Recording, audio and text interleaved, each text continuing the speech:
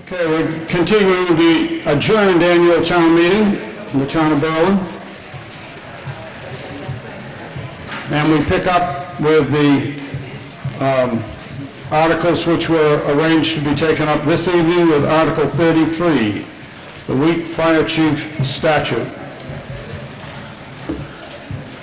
Peg Stone.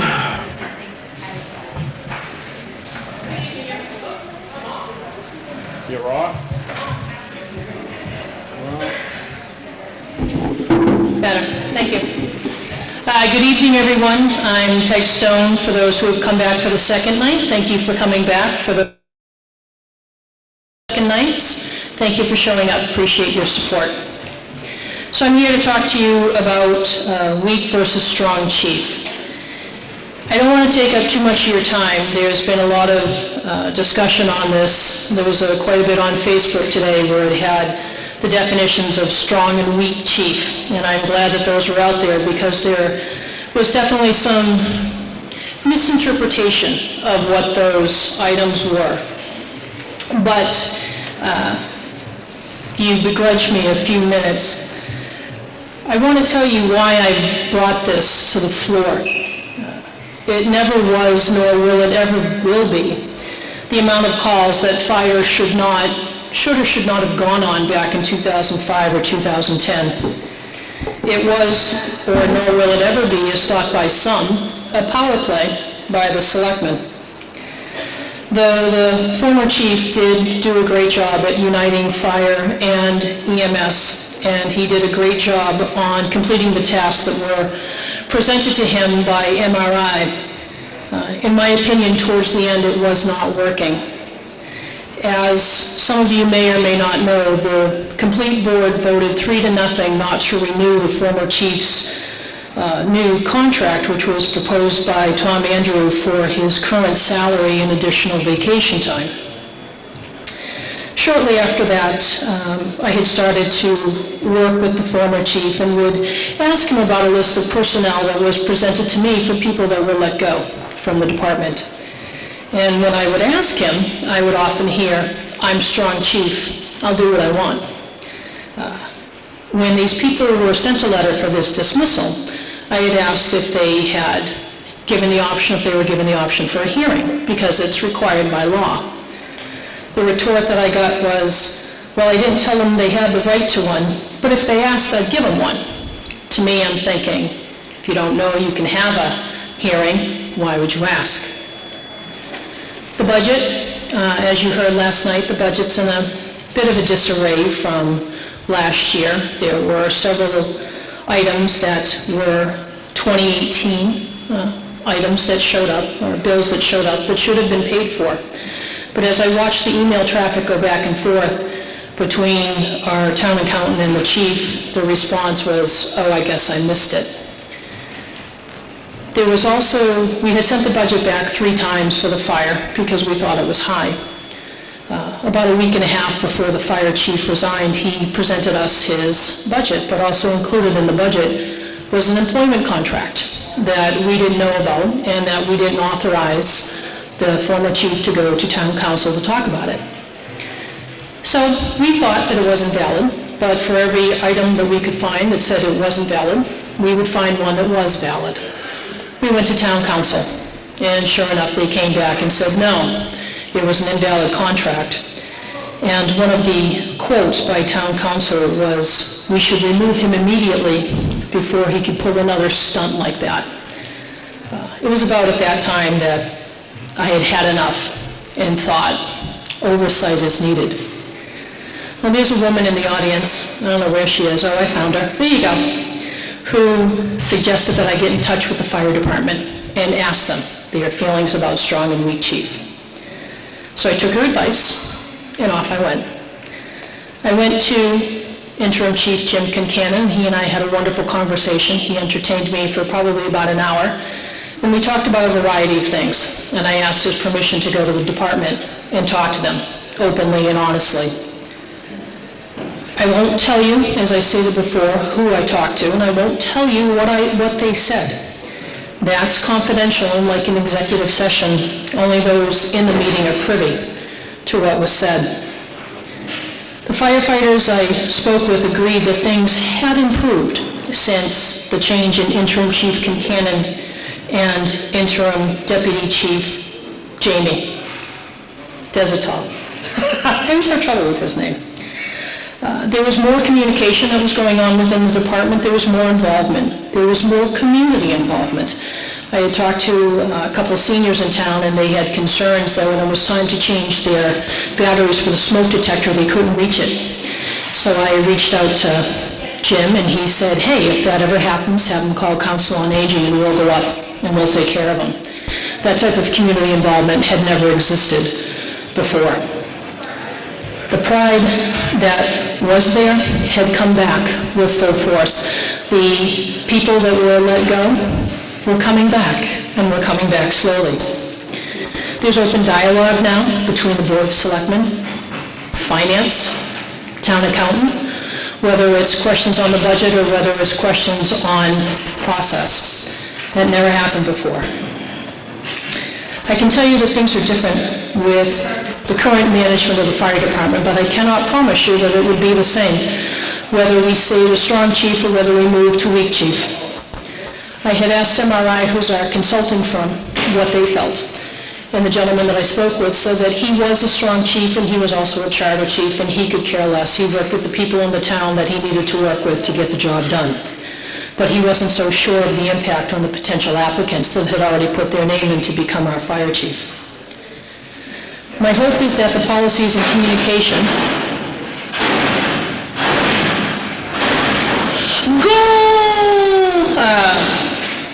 My hope is that the policies and the communication that are in place now will continue as we hire our new permanent chief.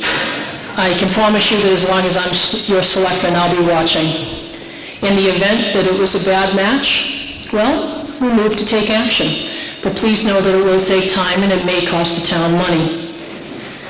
In the end, the fire department, they're here to protect the town. They're here to keep us safe, and they're here to do a job that probably half of us would not do. And they deserve our full support. So, Mr. Moderator. Thanks, got a little weepy. Mr. Moderator, I move to pass over this article.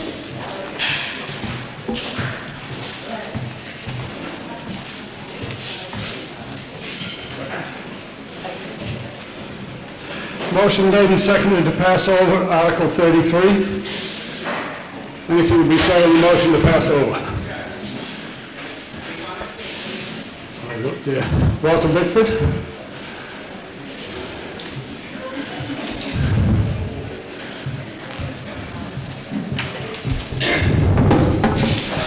Yeah, I'm disappointed, Peg, that you moved to pass over it. What you said is just scratch the surface of why we need to get rid of the strong chief and put the selectmen oversight over our employees. I've got 15 years' experience dealing with firemen. I have a few anecdotes I'd like to tell you. I think you'd find them rather fascinating. But the bottom line is, you know, we're engaged tonight in the purest form of democracy in the entire world. We're the people, we're running our town. Don't let this slip through your fingers. You're the ones that should be making the decision through your elected officials as what goes on in town government, in town departments. I respectfully request that you vote against the passover. Give me an opportunity to make a few remarks, and then see if you want to pass over it again, you can move it again. But I mean, I'd like to make a few remarks. I came prepared for it. Thank you very much for listening. My name's Walter Bickford. Are there others that wish to speak to the motion to pass over? Either for or against? Tricia Concan.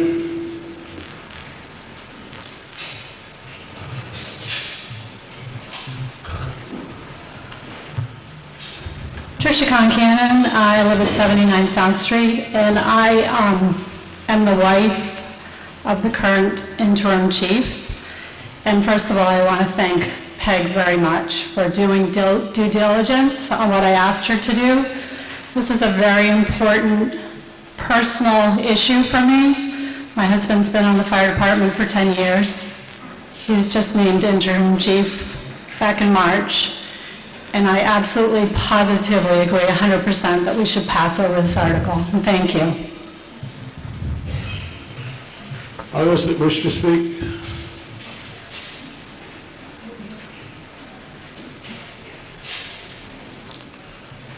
This one up here.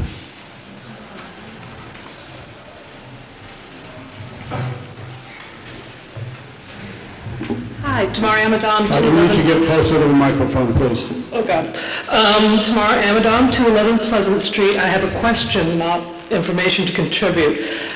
It has been mentioned on the Facebook discussion that some towns find it difficult to hire a chief of the fire department when it is a weak chief. Is there anybody who has more information to that, what other towns have experienced in trying to hire under the weak chief rules?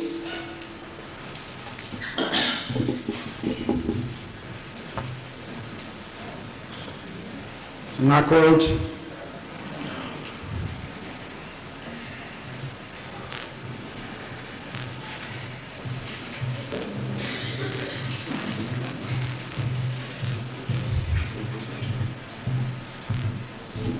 Hi, Mark Rhodes, 5 Rhodes Drive. I also believe we should not pass over this article, we should vote on it, and that there's always somebody that will take a job. There's plenty of people that want to work in the fire industry. Buzz Harris? Individually or with the committee, for the committee? Sorry? Individually or for the committee? Yeah, this is hello. Buzz Harris, 21 Village Lane, this is me speaking for myself, not speaking on behalf of the Finance Committee. I'm in favor of passing over this article. Those of you who were here a couple of years ago will remember that we have already debated this issue at length, and Walter has made remarks, as have others, and we decided to go with strong chief. I'm also in favor of passing over this article. Thank you. Are there others? Okay, the motion on the floor is to pass over this article. All those in favor of passing over the article, please say aye. Aye. Those opposed, no. No. The ayes have it. The motion is, the article is passed over.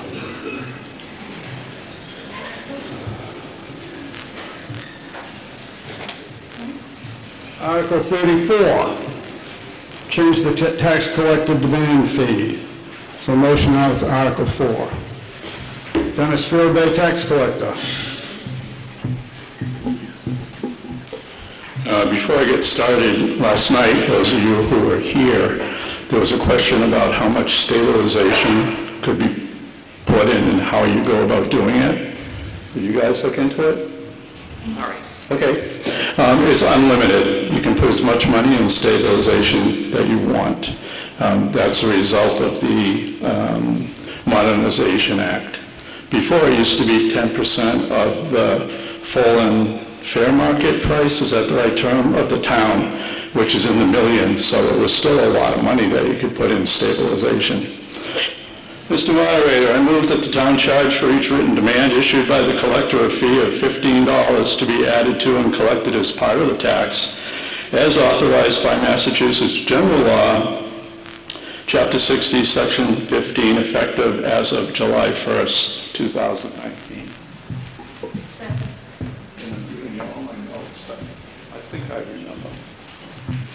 One of the problems we have, and sorry about the explanation in the town report, it's confusing, I know, but what the law says and what most collectors do sometimes are two different things, and it's difficult closing the due date,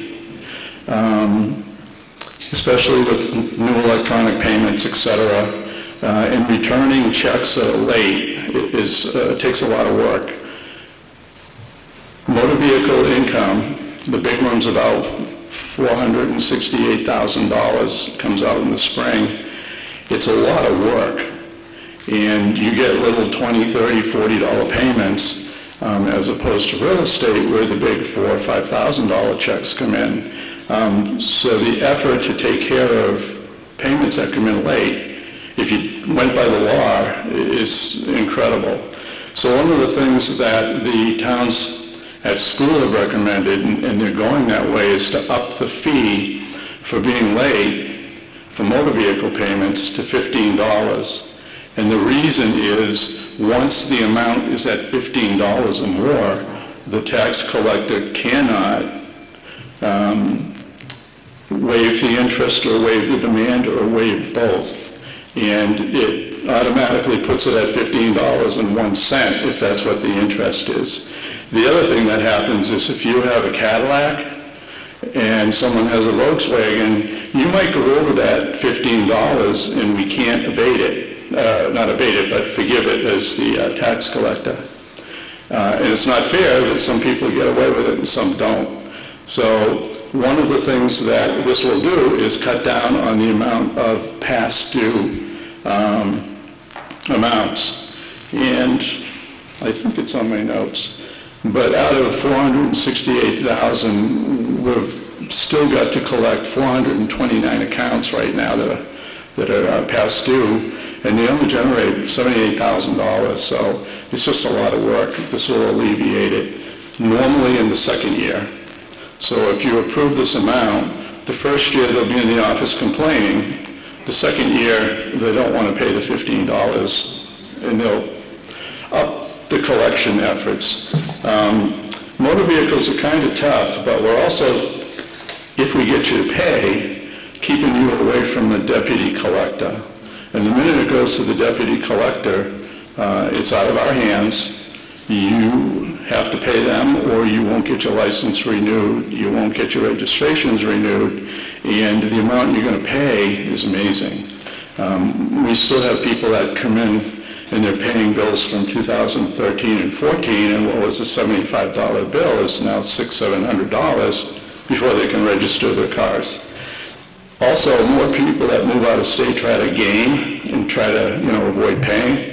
And more states are signing up so that we talk to each other. So you might be in another state and you still have to pay me before you can get your license in that other state. So I'm hoping you support this and get the fee up to 15. The maximum is 30, in case anyone wants to know. And towns that have gone to 30 get a lot of bad PR. 15 is kind of a medium that we can all live with. Thanks.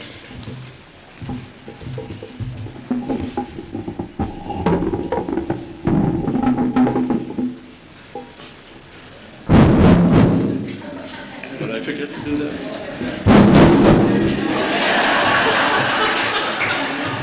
I was on special assignment for the... And those weren't no votes. Okay, Finance Committee has a printed recommendation in favor. That remains so. Are there others that wish to speak to this motion under Article 34? Yes. Wayne? Wayne Texera, 201 Gates Pond Road. Dennis, you just were talking about it, and you mentioned just auto taxes, but in what I was reading and written, it didn't mention those specifically. So is this $15 on all tax bills, real estate, and auto, or is it just auto? Because I didn't see, unless I'm misreading it, but I didn't see the word just auto tax. It would affect every demand, but the real estate and personal property are handled a little bit different. I always get real estate taxes 95% of the time, because the next step isn't worrying about the demand fee, it's I take your property. And it's not something we enjoy doing. We go out of our way to come up with different ways to avoid that.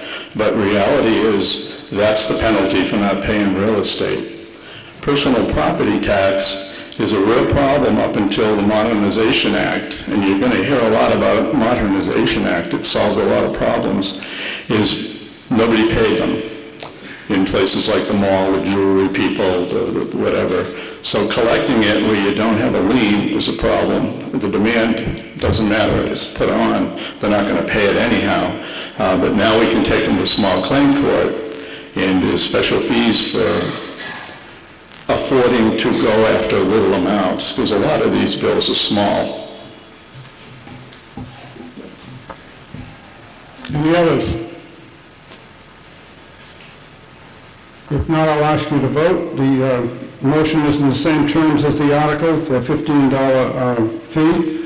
All those in favor say aye. Aye. Those opposed, no. No. Motion carries in the affirmative.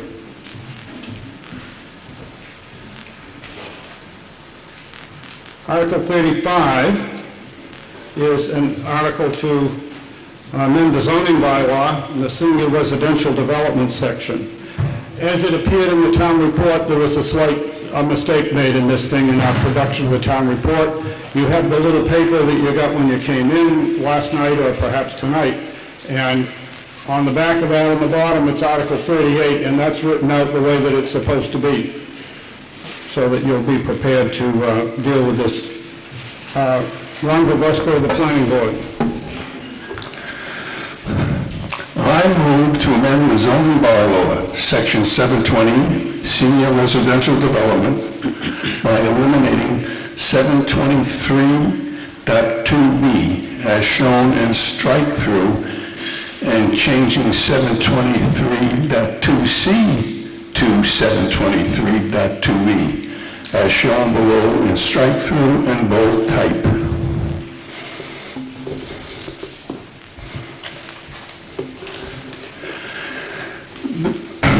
The Berlin Planning Board held a public hearing on October 23rd, 2019 to consider comments concerning Article 35 of the annual town meeting warrant to be held on May 6, 2019. At the Planning Board meeting held on Tuesday, April 23rd, 2019, the Planning Board voted 4-1, 4 in favor, and 0 opposed to Article 35. A little explanation of what this article is about. In the 1990s, we passed the Senior Residential Development bylaw, and we had age limits.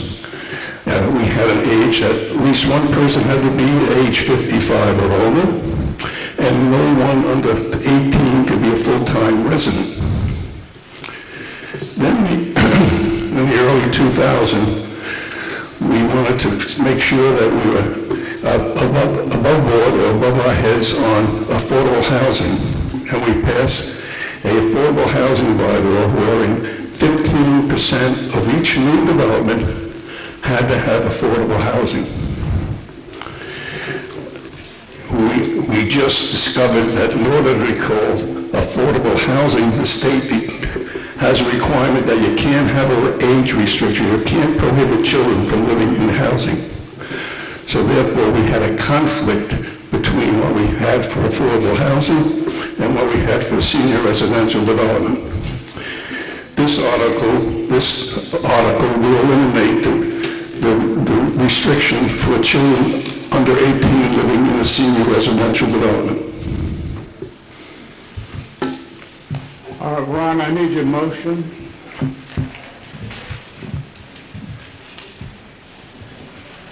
didn't read all this stuff. That's part of the motion. Why will we do it?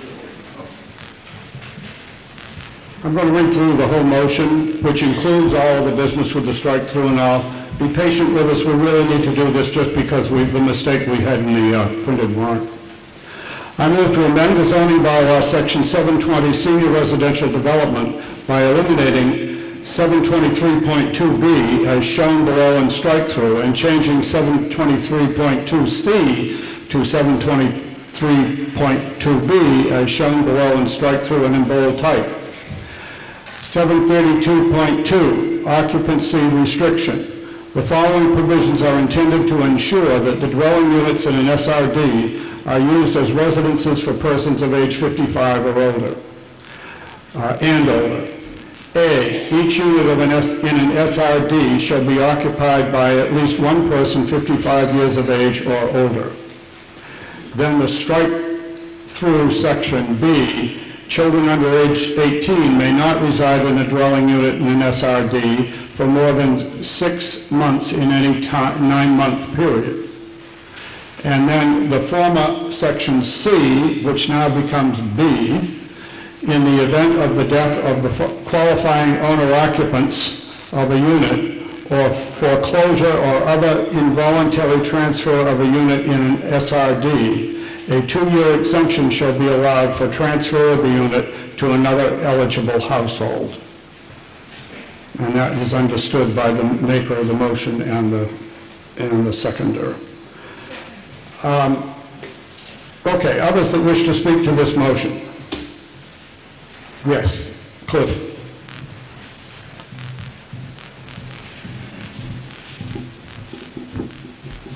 Cliff Laporte, 201 Gates Pond Road. It's just a clarifying question. Excuse me. I understand the need to make the change for the affordable housing units, but it sounds as if it's for the whole complex, or is it just for the affordable housing units? Just interested to know. Ron? This bylaw change would make that there would be no restriction on children living in a senior residential development. There's no restriction whether they're affordable or not affordable. There's just no restriction.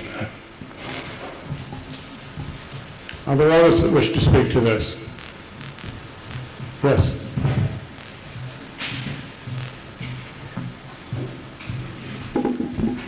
Dennis Briefer, 20 Peach Hill Road. Does this mean that the senior housing is no longer senior?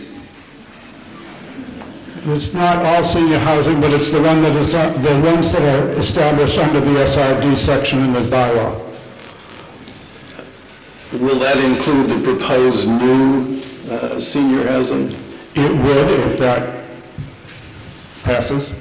Thank you. Just to clarify, we still have a bylaw that says at least one person in each dwelling unit must be over 55 or over. Are there others?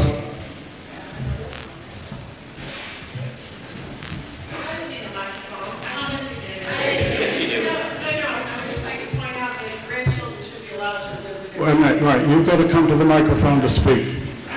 Everybody has to come to the microphone to speak so others can all hear you. All right, I'm Brenda Ewing, and I live at 227 Pleasant Street, and I firmly believe that grandchildren should live with their grandparents if they need to. So I'm voting for this. Are there others? If not, I'm going to ask you to vote. We are voting to make the change as it was in the original warrant, taking out the old section B and changing the former section C to B. All those in favor say aye. Aye. Those opposed, no. Motion carries in the affirmative. Wait a minute.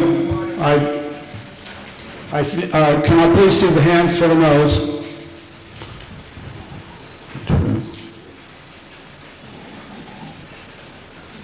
Can I see the hands for the ayes? I declare that a 2/3 vote.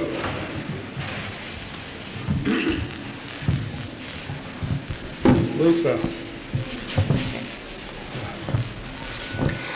I move to amend the town bylaws to substitute the term Board of Selectmen throughout with the term Select Board and the words Selectmen, Selectmen, Selectwoman, or Selectwomen with the words Select Board Members or Members of the Select Board as appropriate in each and every place they appear in the town bylaws, and further to insert the following in Article 1, Section 3, before the existing text thereof, the following. For purposes of these bylaws and for all official businesses of the town, the board previously referred to as the Board of Selectmen shall hereinafter be referred to as the Select Board, with individual members to be referred to as Select Board members or members of the Select Board, and said Select Board shall have all the powers and duties of a Board of Selectmen as set forth in the general laws or any special act applicable to the town. Motion is made and seconded. I believe it's in the same terms as the article was, so I won't read it again. Lisa? First, I want to assure everyone that this would not expend large amounts of your tax dollars. This is not retroactive other than our bylaws, which are living documents which we change regularly at town meeting. Anyone who is familiar with Microsoft Word knows how quickly this can be done with find and replace. It will also need to be changed in a few places on the website, which is done by our volunteer webmaster, and on the letterhead, which is an easily altered Microsoft Word document. I would be surprised if the whole process took more than an hour. This is simply a change to update our language to reflect the modern reality that women now occupy what used to be strictly male roles. Communities all over New England are taking this step, including some of our neighbors. I can give you 2 examples within our town offices where this type of change has already happened. It just didn't require a vote and happened subtly over time. Firemen are now firefighters and policemen are now police officers. For those who don't think words matter, consider how carefully we choose which ones we use in our daily lives. Is this something we have to do? No, but it is the right thing to do, and it would reflect well in our community and sends a very positive message to our young women.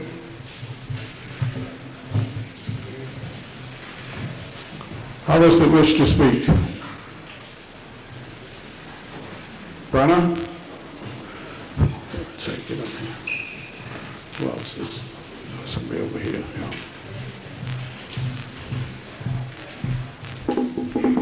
Good evening again. With all due respect, I favor a select team. I think that sends the right message. I think board is boring, and board sends an absolute wrong linguistic association into people's minds. You can't overlook boredom, and I 100% not in favor of it. Ellery Salz? Greetings. I am your 4th selectman. I served from 1986 to 1992. I do not support this. I think it's politically correctness gone overboard. Thank you for your consideration.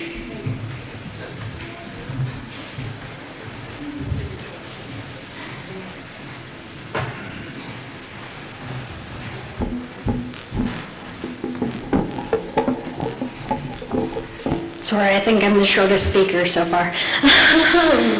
I'm Michaela You need to Godfrey. get closer to the mic, dear. Yes, I can.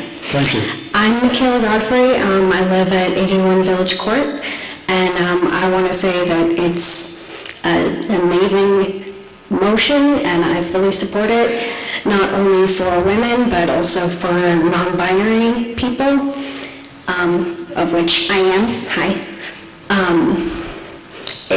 It's a simple change.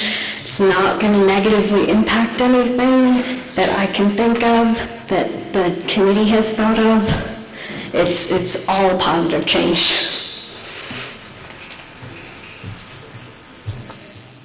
Others?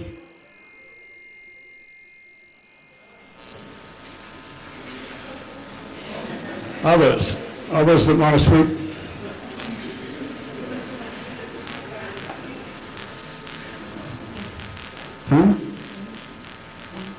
Oh, when?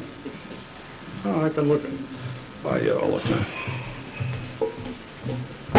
Wayne Texera, 201 Gates Pond Road. I'm also a former selectman. I actually served with Eloise. For a long time, I was probably the youngest selectman in Berlin. And when I won at 26, a long time ago. And I do think it's important. I think words are important. I think, just having served on the Town Management Study Committee, Berlin has a lot of traditions, and traditions are great, and it's important to respect them and value them. But, we do live in the 21st century, and we do need to be more considerate about the pronouns that we use to describe positions. We have 3 women as selectmen, and I know that from some of the comments I've seen that not all of them have issues with being called selectmen, but it's not about individual people and what your personal preference would be necessarily. It's really thinking about, as a town, what kind of message do we want to send about inclusion, respect for people that don't define themselves as everyone else, and I don't think it hurts anything to be inclusive. It's called being progressive, being forward-thinking, and not, just old school for old school reasons. I think it's just really important. I definitely support the concept of changing. We went back and forth using that term a lot interactively as we were on the Town Management Study Committee, and it was hard for me to get kind of used to it. But it's something you do get used to, and I think it's something in the world that we live in, we all need to be thinking about that. And what does it mean with the words that we use? Because just because you aren't offended by it, it doesn't mean that other people aren't and that it's hurtful to them, and it means that they're not included. So I think we're an inclusive town. We should be thinking about that as we make this decision. Thank you. No?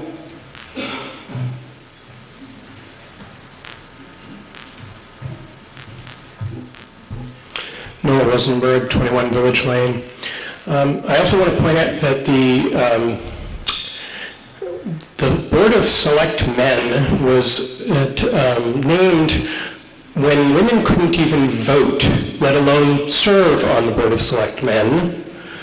And that further, in 2019, we still have people questioning whether women can serve in elected office and do the job. And so long as that's still a factor, it matters what we call our board. Others? Buzz?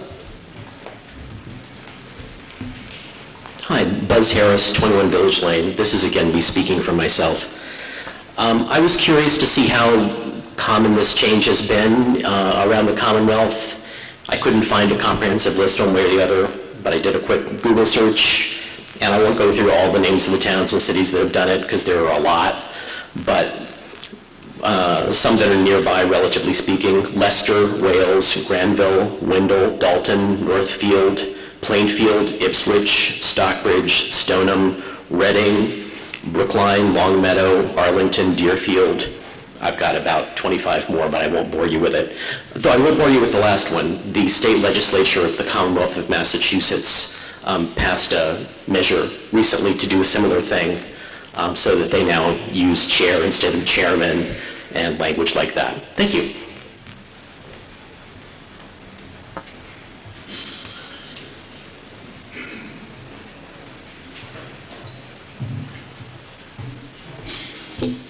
Hello, Michael Gaskin, 6 Alden Drive. I wanted to make a comment for some of my fellow men out there, which is, I know how it is today, okay? You go on the internet and you see all of these stories about political correctness run amok, college students making these demands that seem ridiculous. I mean, I went to Middlebury College, folks. I know how it is. But I want to encourage you to look at this motion for what it is. It's a very simple change that sends a positive and supportive message to the young women of the town that they can serve in town government. And so try to just look at it in isolation and see it that way. And don't think about this as a slippery slope where everything is going to be turned upside down. You know, it's a simple thing: selectmen to select board. I've lived in other towns where it's already called select board, and everything turns out fine. Thanks. Someone else want to speak?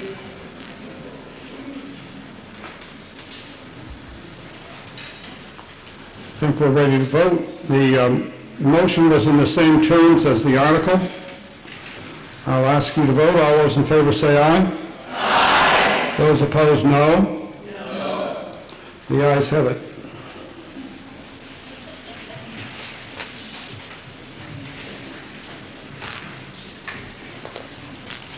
Article 37 is about warrants for an annual town reports. A motion. It's an article for a bylaw revision, and I'm going to ask our temporary moderator to take the stand for this article.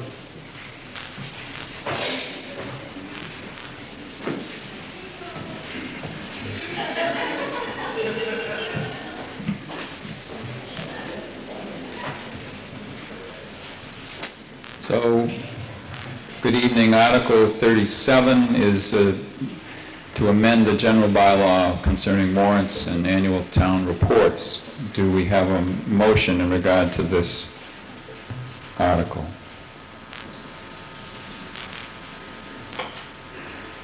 Thank you. Yes, sir. Dave, please. Thank you, Mr. Moderator. Dave Westerling, Finance Committee. The Finance Committee has recommended posting this, but really hasn't taken a vote on whether it should be passed or not. Just realize that. It was to get it for a discussion at town meeting floor, really. I move that to amend the Town of Berlin General Bylaw Article 2, Town Meetings and Warrants and Town Reports, by deleting sections 3 and 12 in their entirety and inserting in place thereof the following new sections 3 and 12, with the italicized text representing the major changes as follows. And I'll read the section 1 and section 12 in their entirety for the first time, and then I'll talk about the italicized changes. Section 3, in accordance with the Mass General Laws, Chapter 39, Section 10, attested copies of the warrant for each town meeting shall be posted at the town offices, the 1870 Town Hall, and at the post office in the town at least 7 days before the annual town meeting, and at least 14 days before any special town meeting. The selectmen shall cause the warrant for the annual town meeting and the report of the Finance Committee to be printed and posted on the town's webpage.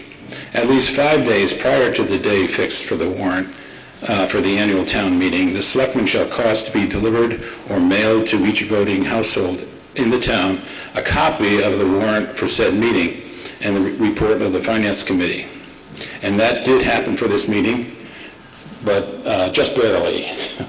You got the report last Thursday, so, but it met the requirements of Mass General Laws.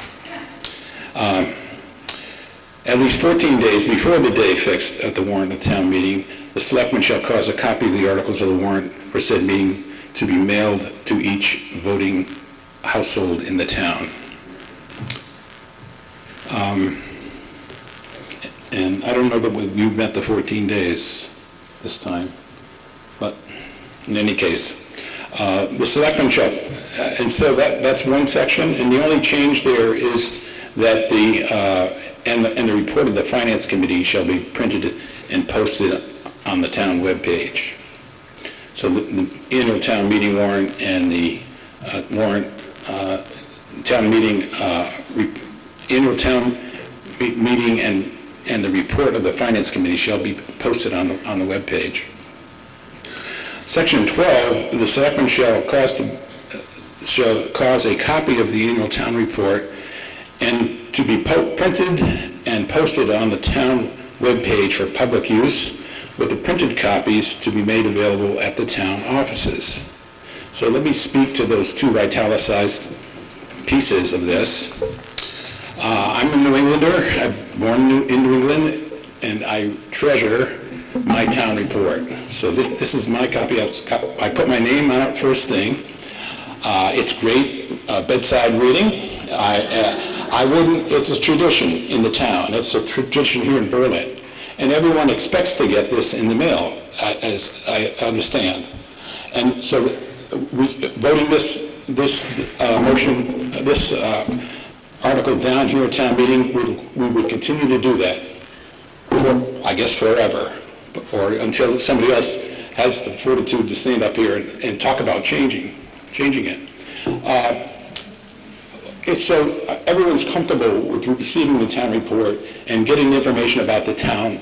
It would be better, I think, to get it ahead of town meeting, maybe a little bit ahead of it. The annual reports are due from the department heads the last week of January. And so there's many towns send out their annual report for the previous year. So this is the 2018 town report. It gets sent out in February because that's when all the material should be in at that time. And the warrant article in many towns is sent out just as you get this year, for instance, because there were some changes made. The warrant was sent out, and you did get a separate document. We actually got mailed 2 documents, and that would continue because that's a requirement of state law. So the warrant, with this bylaw change, the warrant would continue to be mailed out to each household as per the amended bylaw 5 days before the town meeting, and it would be mailed. So the intent when we did this was that everyone would continue to get the mailed report, that no one would be denied that, in other words. And we're figuring out a way of doing that. and everyone gets the census on the first day of January.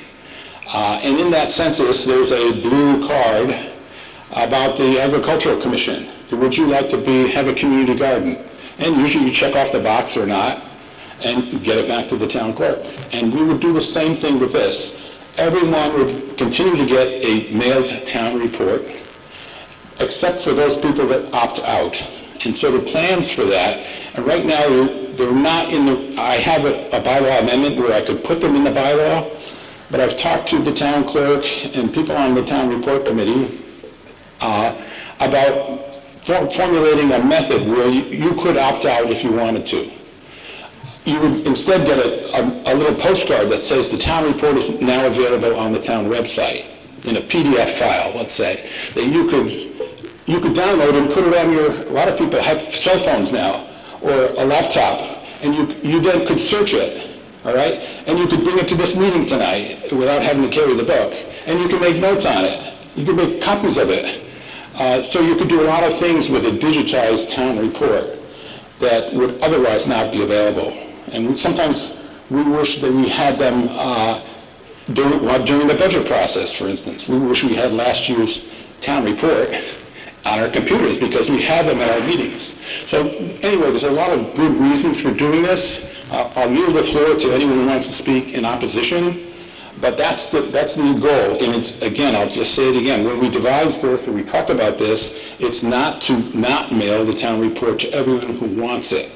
So in this case, it would be an opt-out. You would get the mailed town report unless you opted out and wanted be notified that a digital copy is available. So I'll yield the floor.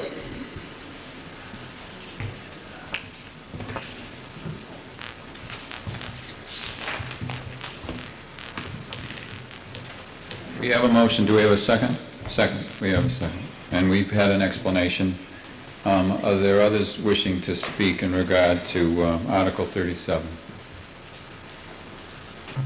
Yes, Beezy Benson. You will be next. Beezy Benson, 25 Village Lane. Dave, I understand your explanation that there would be a process whereby people who want to receive the town report would still receive it, but that's not, in fact, what the article says. I'll leave it at that. Dave, do you wish to respond to that question? Well, I do have an amendment, but rather than present the amendment, I guess I'd rather hear more discussion, or if you'd like to hear the amendment, I'll read it. If you read it, I'm going to be asking for a second and an action on the amendment. So you need to decide whether you want to follow your first course of letting people discuss this, or whether you want to make the amendment motion now. I think I'd rather have people discuss it, and that's part of why I'm doing this, is to see what the reaction is, and I can fix that a little bit. I've got an amendment for it, but all right, good. So we're not going to have an amendment yet. Lynn, did you want to comment? I think my question is answered. I had the same issue that BZ had, and that was that it says in here that you will mail the report to every household. The other question I had is, I thought you were supposed to mail the town report out 14 days. Is that changing too, or am I amiss? Lisa, did you want to make a comment to the public? Okay. The time frame is different for special town meeting and annual town meeting in the bylaws. So if you look at the bylaws, I think it's 7 days for the annual town meeting. Mr. Ager.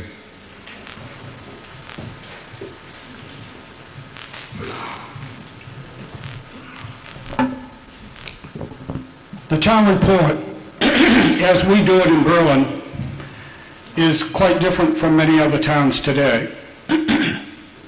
The idea of putting everything in one book, so you actually have that in one book that you can refer to through the year and perhaps in future years, is something that relatively few towns are now doing.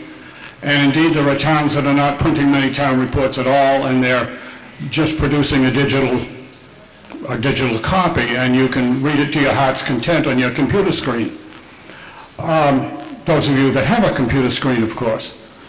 I think that we're a small town, and we're fortunate in that regard because it's possible for us to continue to distribute the town report to all the voting households. Now, I will agree there are many voting households that don't show up at town meeting. We don't know how many of those people read the book. But we do know this: if we present it to them, we are giving them a lot of information about their local government, which can make them conceivably much more educated voters in all matters that they take up in regard to local government. Presenting the town report to everyone is a way of inviting them into the town meeting process and into the election process. And it gives them the information they might find useful in making intelligent decisions for the town.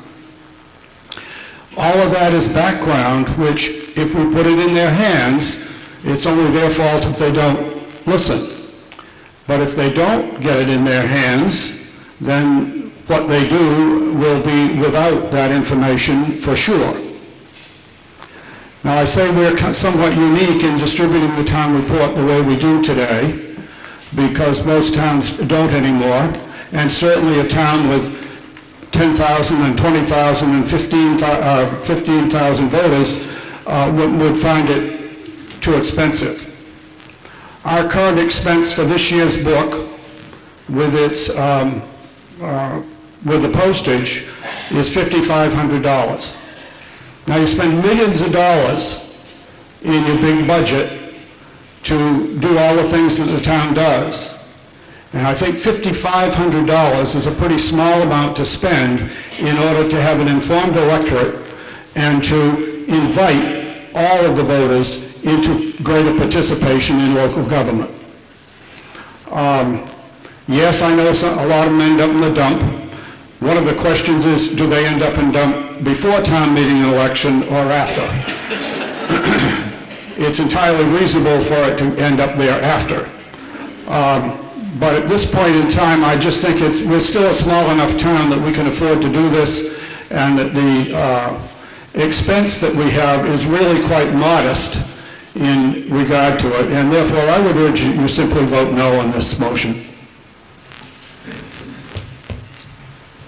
Yes. Please remember to tell us who you are. Diana Carroll, 27 Village Lane, and I have a question and a comment. The question, maybe somebody can explain. I don't see anywhere that says anything about opting out. It says it'll be printed and it says it'll be on the webpage. I don't know what the old language is, so I don't know if we don't, if we don't pass this, will it still be on the website? Because really I'd like it to be on the website no matter what else we do with the print. I want both. Mine's in my trash can already because I don't do paper. The moment it comes into my house, it gets lost. That's just how it is. So I would use the website one. And I'd like to opt out, but it doesn't say anything in the language about opting out, so I don't know what that's about. My comment is that for me this is a issue of resources in the world, using paper, and the gas that it takes to deliver all these and all that kind, and the money, which I get isn't much in the grand scheme of things, but it's still money. For those people like me who just don't do paper, sending me something in the mail is just waste of trees and gas. Thank you. Yes, Ron. It's on the website already. Thank you. Ron. Ronald Varuska, 30 Brook Lane. I see the new section 12, but what does the old section 12 read like? What are we replacing? What we get as the replacement? What did we have before? Or what do we have now? Mr. Ager.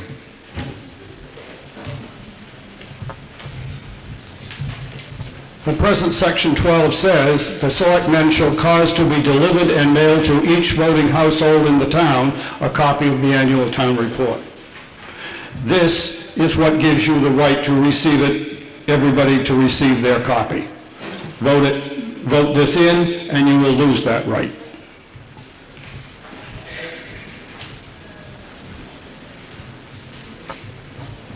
Dave, do you wish to clarify? So that was a pretty good discussion, two sides of the issue, which is what I was kind of looking for. I'm a town report person, as I mentioned, this is my report. I have all my reports, because I'm a town official, I keep them, because I refer to them during committee meetings and so forth. I just think it's good citizenship for me to have these, and for most of you who do have them and keep them, a little record of what the town is. Although I know it's available in the town hall, and this does kind of codify, for somebody that asked the question, there's no codification that it's on the website. It is on the website, but this says it will be posted on the website. So that's one thing, which is good about this. I do have a compromise amendment that I'd like to at least put out there for people, because one of the issues is about opting in or opting out.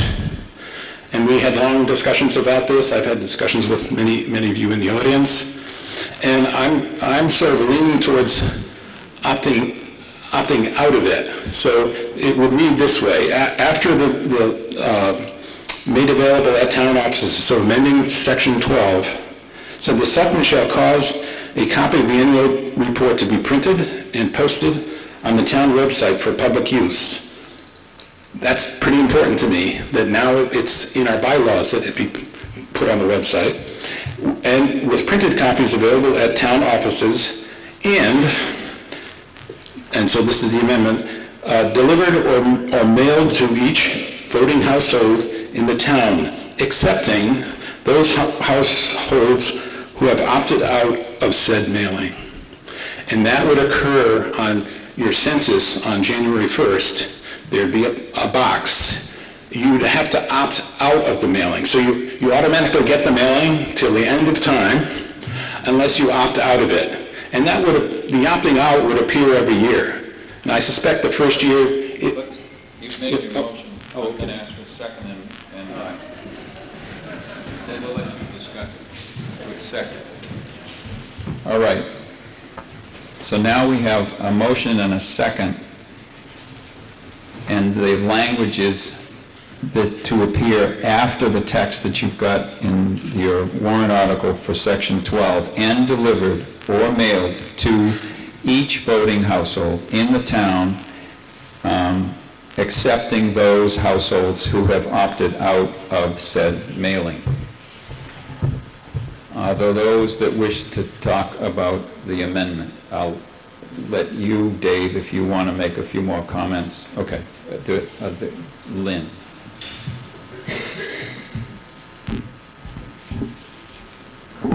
Lynn Ryan, Central Street.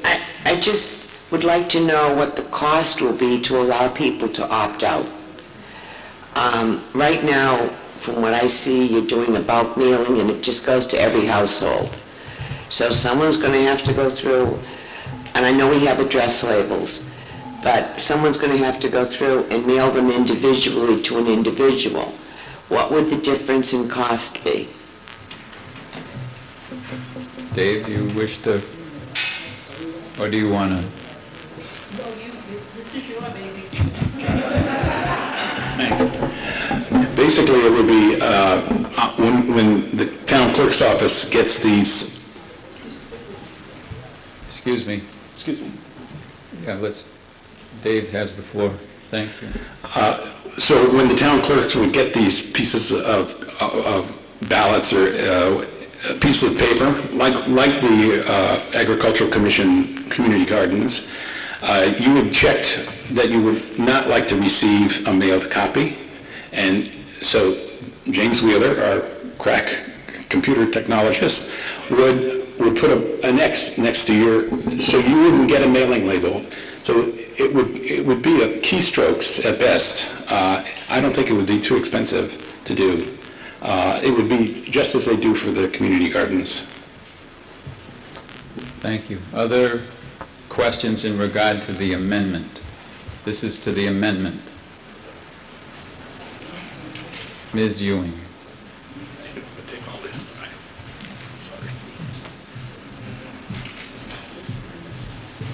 Hi, Brenna Ewing. So my question pertains to the digitized copies available on the town website. Is there an archive period? Are there old, previous years available back to forever? I mean, how would that work? What we're talking about now is this amendment. So we'll defer your question. Okay. All right? Other questions or comments in regard to Wayne Texera? Since this is the town clerk that would be responsible for this, I'm just curious. It just sounds like it would be, not that I don't appreciate the concept of saving money and saving paper, but our town people work hard, especially our town clerk, and it just seems like it would be an administrative nightmare to every single year have to keep updating this list. It's probably quick for James to check it off, but to me it seems like, I don't know. So I don't know, but I'm just asking the question, if this has been thought through. If anyone from the town clerk's office cares to comment on the difficulty of opting out. I invite Dave Westerling into my office and he can compile it and then we'll deal with it. Eloise says she'd invite Dave into her office and allow him to compile, so that's not a clear answer, I don't believe, but Dave, do you want to address any more? Yes.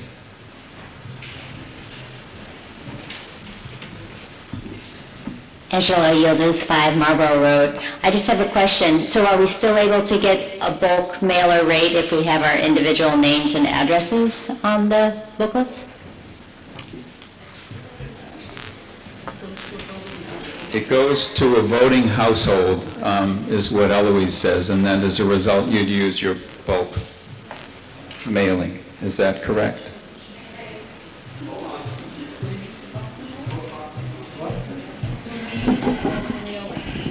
Mary Kate Flingfeld, 203 South Street. Just one moment. I'm trying to get an answer to whether we're doing a bulk mailing with the town report or not. We do the mailing of all the Berlin addresses by bulk mailing now. If we could mail less of them in bulk mailing, I mean, half as many or 3/4 as many in bulk mailing. But you have to mail those all at once. So all of those, the decision about who you're mailing it to has to be made so you can mail them all out at once. You can't take 3 in today and 5 in tomorrow and 20 in the next day. Okay? It seems to me that we ought to figure out how we're going to do this before we propose it to the town. This is in regard to the amendment, correct? Correct. Okay, go ahead. Mary Kate Flingfeld, 203 South Street. I work for the post office, not here in town. If you did remove certain people, if you allowed people to opt out, you couldn't mail them as a saturation mailing, so everyone could get one, which they don't do right now anyway. They're all individually addressed, and I'm not sure why. You could save money if you just didn't address them and just printed them with current resident instead of individually stickering each one of them. So if you did decide to have people opt out, that would no longer be an option. But the way they are mailed right now, that would be fine. It would just be more administrative work. Thank you. Peg and then Peter. Mr. Part-Time Moderator, I asked to defer this question until the next town meeting because there seems to be way too many questions and far too solid answers. So a motion to defer is, I'm going to ask counsel, is that the proper terminology or does she want to term it in a different way? She's asking, are you asking to table? Nope, I am asking for this motion to be passed over. That's clear enough.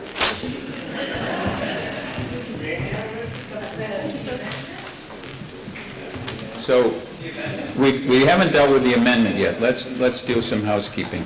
You're asking for the entire motion to be passed over, but we haven't dealt with the amendment, which is still on the floor. So, let's see if anyone has anything further to say on the amendment, and if they don't, then we can proceed to deal with this motion. Are you speaking to the amendment? All right.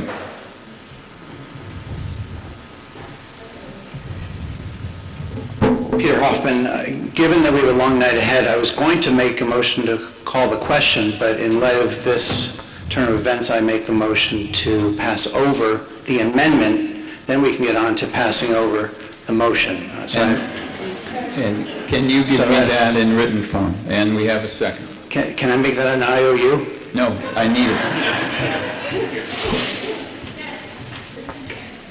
I've got a motion to pass over, so...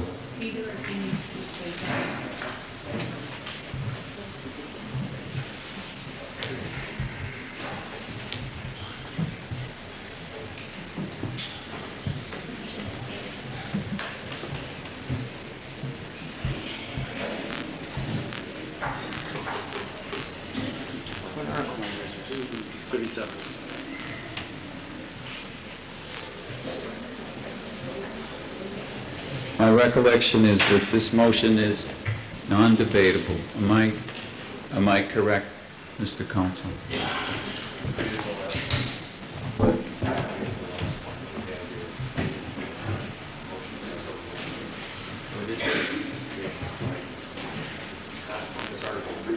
Oh. All right. So we can debate this article. We have a motion to pass over the amendment to Article 37, and we can debate this. And we have a second. Do we have anyone who cares to comment on the motion to pass over the amendment? Seeing no further discussion, we'll vote at this time on a motion to, we're going to pass, was this a motion to pass over the amendment? And the amendment was in regard to delivering or mailing to each voting household in the town, excepting those households who have opted out of said mailing. So we're acting on a motion to pass over that amendment. All those in favor of passing over this amendment, please signify by saying aye. Aye. All those opposed? No. It's a vote. Thank you. Now, I've got a motion. Who is doing, okay. I have a motion on this side of the paper to pass over the full Article 37. Yes, ma'am. And we have a second. And do we have any discussion on the motion to pass over Article 37? Dave. Now, in the interest of the discussion and what's occurred, I would like to withdraw the motion, but I would like to ask this. I can't do that. No, I'm sorry, we've got a motion that we're going to act on prior to that. All right. Just trying to move forward. Any other discussion on the motion to pass over Article 37? Seeing none, all those in favor of passing over Article 37, please signify by saying aye. Aye. All those opposed? That's a vote. Thank you very much for your patience.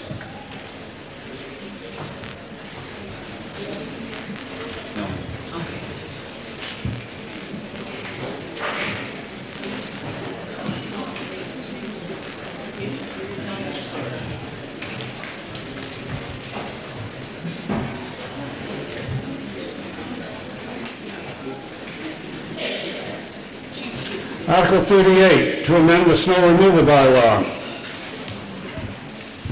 Peg Stone. I move to amend the Town of Berlin general bylaws by deleting Article 6, Public Roads, Ways and Places, Section 4 in its entirety, and replace it with the following. Section 4, no snow or ice shall be deposited on any public street or walkway from any parking lot, business, or residential driveway at any time. The penalty for violation of this bylaw shall be $100.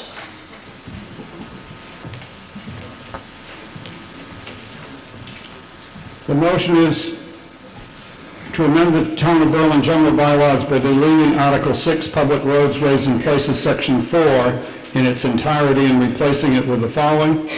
Section 4, no snow or ice shall be deposited on any public street or sidewalk from any parking lot, business, or residential driveway at any time.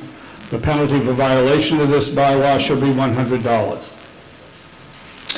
The current snow removal bylaw permits snow to be pushed into the street as long as a plow truck has not yet made its first pass during a storm. This creates a safety hazard. This amendment would both stop the unsafe practice of creating impediments in the roadways for motorists and serves to add a non-criminal disposition fee for violations in the bylaw. Motion made and seconded. Does anyone else want to speak to the motion?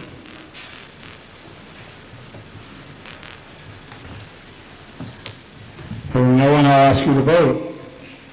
All those in favor say aye. Aye. Those opposed, no. No. Motion carries in the affirmative. Article 39, single-use bag ban. Carolyn McDonald. I move to amend the town bylaws by adding a new Article 23, single-use bag ban for the reduction of plastic bags with sections 1 through 4, as described in Article 39 of the warrant for this meeting. Motion is made and seconded to amend the town bylaws by adding a new Article 23, single-use, that's 23 in Roman numerals, single-use bag ban for the reduction of plastic bags with sections 1 through 4 as described in Article 39 of the warrant for this meeting. Carolyn. The Conservation Commission is asking the town to pass a bylaw seeking a ban on single-use plastic bags in all stores and restaurants in Berlin starting January 1st, 2020. This started about 2 years ago when the Conservation Commission was approached by a resident to sponsor a bag ban. At the time, our answer was that banning bags in Berlin would have little effect on the larger problem because there are so few businesses in town. I noted at the time that the largest problem was the stores at Highland Commons and that without a ban in Hudson, there was little point. I was approached last fall by another resident, and when I gave the same answer, the response, however, was different. The response was, "What about a joint effort?" A light bulb went off over my head, and I agreed to see if there was interest in Hudson for both towns to pass a bylaw banning single-use plastic bags. I contacted the conservation agent in Hudson, and she talked to their commission, and they were all in support. I then went to the selectmen's meeting in Hudson with a representative of a citizens group called Green Hudson, who gave a presentation to the board. The board was very much in favor, even some of the more conservative members. Since then, the Hudson Conservation Commission has agreed to sponsor a ban for their fall warrant, as their spring warrant closed in early February, and there was not enough time to pull together the language. I'm sure you've all seen the bags caught in trees and other plants and seen them littering roadsides and in the rivers and streams in town. We have all seen or heard about the damage they cause wildlife. I live behind Highland Commons and welcome anyone to take a walk with me to see the amount of trash that now litters the woods behind me and my neighbors. Almost 100 cities and towns in Massachusetts already have plastic bag ban reduction regulations, including Northborough, Ashland, Framingham, Sudbury, Lowell, and Boston. If we pass this bylaw tonight, we could be the 100th community in the state that has chosen to eliminate this type of shopping bag. Many more communities have plastic bag reduction articles on their town meeting warrants, and nationally, 10 states have already banned them. There is pending legislation here in Massachusetts to ban the bags, but it probably won't happen until a majority of communities show support by passing local bylaws. On average, each person uses 523 single-use bags every year. This is about 1.5 million single-use bags used just by Berlin residents. It would be great if all of those were reused or recycled, but in reality, only about 5% of the bags actually are. The ones that make it to a recycling facility are problematic also. The bags are so thin that they clog the sorting machines, leading to downtime of the equipment so they can be cleared, and even damage to the sorting machines. If the machines are not cleared properly, the film can contaminate the batch of other plastic that is being sorted, causing the whole batch to be dumped instead of recycled. Here in Berlin, the only recycling option is to bring them back to the store, since we can no longer recycle them at the transfer station. Did you know that when you bring your recyclables to the dump in one of these bags, the employees have to remove the items from the bags and throw the bags away? This is a huge waste of time, and the bags end up in the trash anyway. The bylaw would allow some types of plastic bags to still be available. Those would be regular trash bags, produce and meat bags, newspaper delivery bags, bulk food, and dry cleaning bags. Paper bags will also still be an option, as are, of course, reusable shopping bags that you bring to the store with you. If you can remember to bring to the store your plastic bags to be recycled, you can surely remember to bring a reusable bag. The move by cities and states, cities and towns to stop the use of these bags is by no means the only answer to solving the larger problems facing the environment, but it is a small step that we can take to reduce this amount of waste that is often way too routine. We ask for your support.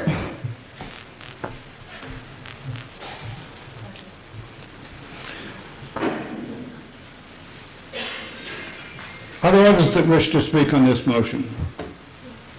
Yes. Dennis? Dennis Briefer, 20 Peach Hill Road. I propose added to the list of allowable bags are biodegradable plastic bags. If you want to make a motion, you've got to put it in writing. Okay, thank you, I'll do that.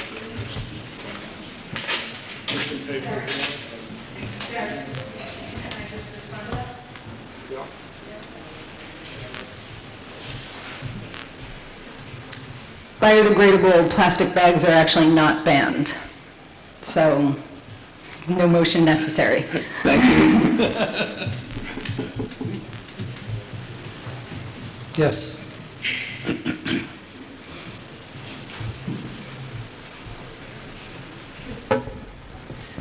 Diana Carroll, 27 Village Lane. I am entirely sympathetic with the intention of this law. No. I'm very sympathetic with the intention of this law. I'm very concerned about the environment. I don't like the litter. Plastic bags are bad. But the research on this subject shows that these sorts of bans, outright bans, don't actually reduce use of plastic. What happens instead is that people will, people can't pick up their dog poop with it, whatever, people use those bags a lot. If they don't have those bags to reuse, they will buy commercial trash bags, which have more plastic per weight. If you arrive at the store and you don't have your reusable bags, you'll use paper, which actually has a higher carbon footprint, which is sort of weird because paper is renewable. But the carbon footprint is because they actually have more material to them. I've actually done a lot of reading on this because it's a subject of great interest to me, and I'm very concerned about the use of plastic bags. The research shows that a more effective way to reduce use of the bags is to charge for them. 5 cents or 10 cents, and then people who are motivated to save the money will bring their bags. And one further point, the buying of reusable bags. I use reusable bags absolutely as much as I can. But depending on how they're made and what the material is, they need to be used 100 to 1,000 times to replace what would be taken up by a similar number of the disposable plastic bags. Because there's so much more plastic involved, if you're not a dedicated reusable bag person, which I am, and that's why I sympathize here, but if people aren't, you're not going to make them be. And if they just buy a reusable bag because they don't have a bag with them and that's all that's available, it ends up hurting the environment more. So that's what I have to say. Others that wish to speak? Buzz? Buzz Harris, 21 Village Lane, speaking for myself. There's an article that Diana, who's up Village Lane from me, shared an article that I had actually run across a few days before. And the article in question does support what she's saying, with one exception. What's being said is that there's a cost to manufacturing the plastic bags. There's a cost to manufacturing paper bags, and that, in fact, the paper bags have a bigger carbon footprint. But if you read further in the story, it says the one issue that the research, that this article, it's an article from the website of WBUR, by the way, the public radio website. The one issue they didn't take into account in the research, and they state this in the article, is the damage that the plastic bags do when they get loose in the environment. They only looked at the damage or the carbon footprint and issues caused by their manufacture, not by what happens when they get loose in the woods, when they get loose in our yards, when animals eat them, when they get into the ocean, etc. So I just wanted to point that out. Yes, sir. Someone down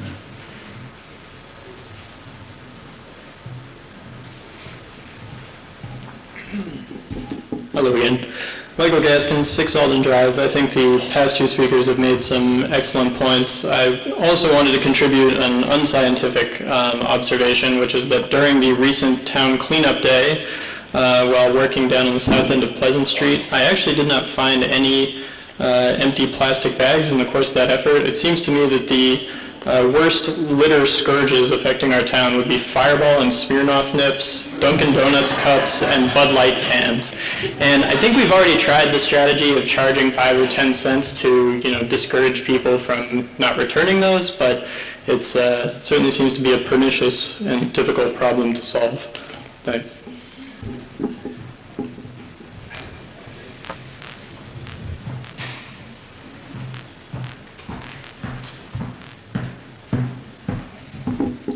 Ellen Seebacher, 2 Village Lane. Oops.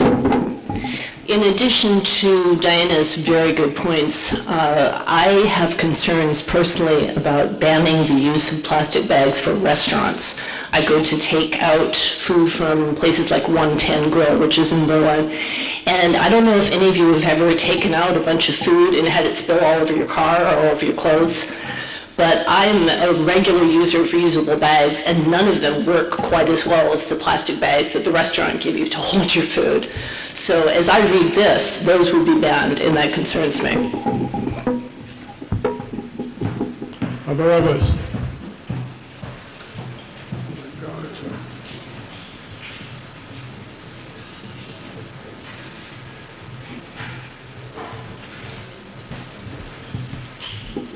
I have 2 comments. I'm Brenna Ewing. First of all, years and years ago, our culture went to plastic bags because we were all concerned about the fact that everyone was cutting down trees for toilet paper and paper bags and paper towels.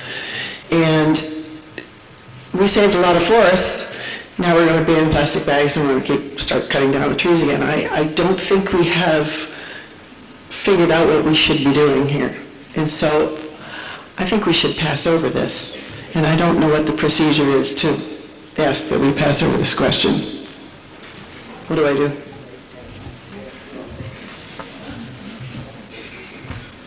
I'm making a motion to pass this over.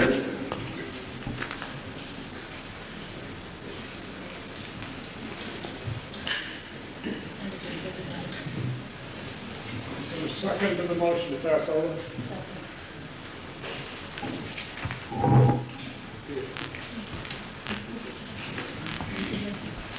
We have a motion to pass over Article 39. Anything to be said on the motion to pass over? It's been made and seconded. Just about to pass it, about passing it over. Yeah. The plastic bags that are littering or not littering our streets and roads, 98% of them do not come from Berlin establishments. I think that the state is dealing with this issue, and I don't want to pass anything that may in any way conflict with what they end up coming up with. Any other comments about the motion to pass over? Carol? What?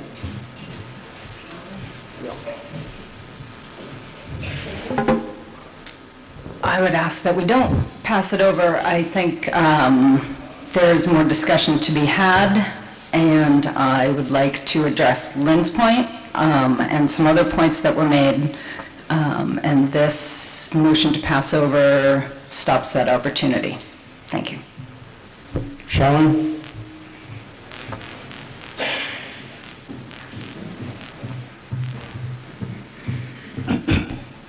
Charlene DeCalagero, Village Court. Part of why I do not wish to pass over this article is because the state is not dealing with this issue. And that is why towns are taking upon themselves to weigh in on this issue.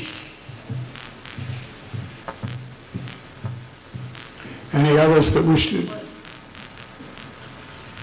Cliff?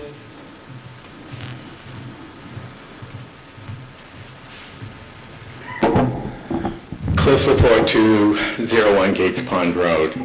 I am not in favor of passing over this article because passing over ends debate, ends conversation, doesn't give all of us an opportunity to weigh in on the question. I would prefer, in my perfect world, that we would actually vote on the question and see what all of you are thinking about, rather than passing over. It's, I don't want to sound profane, but it sounds like a cheap way of getting past the question. So I will oppose passing over. Thank you. Someone else? Tricia? Tricia Concanon, 79 South Street. I don't think we should pass over this question at all. I think the time to act on banning the plastic bags is now. And if we wait, it's just going to get worse and worse and worse. So I do not think we should pass over this question. Anyone else in regard to the motion to pass over?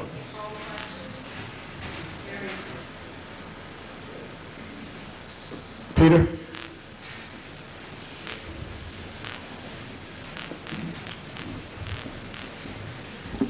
Peter Hoffman, I support what Tricia said wholeheartedly. Also, Carolyn and her committee has worked long and hard to research this and propose this. I support the idea, and to pass over it would be really a shame. And on balance, I think it's probably a no-brainer that it'll help the environment. It may not help as much as some of the alternatives, but better one step than none.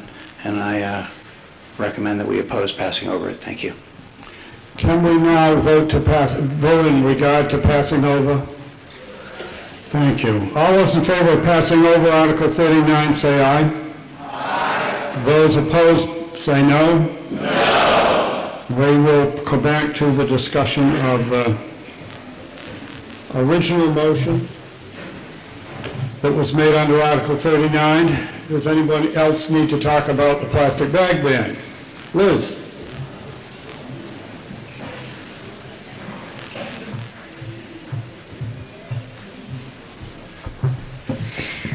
I have done, Liz McGill, 32 Village Lane. I have done extensive research on the WBUR article that says that we should charge for bags instead of banning bags. And in the article, they used the most extreme example of how many times you have to use reusable bags and did not include the most common examples, which would be that you'd have to use the reusable bags 100 times, 200 times, which I don't know, most bags last 2 years, which is 52 weeks, you got the math. They eventually are used reasonably. The article didn't take into account the fact that the problem with thin plastic is the trash and the way it blows away, and it didn't take that into account at all, the question of the trash that's produced. It was only the cost of producing the materials. And a third thing that's really important to me that I can't remember.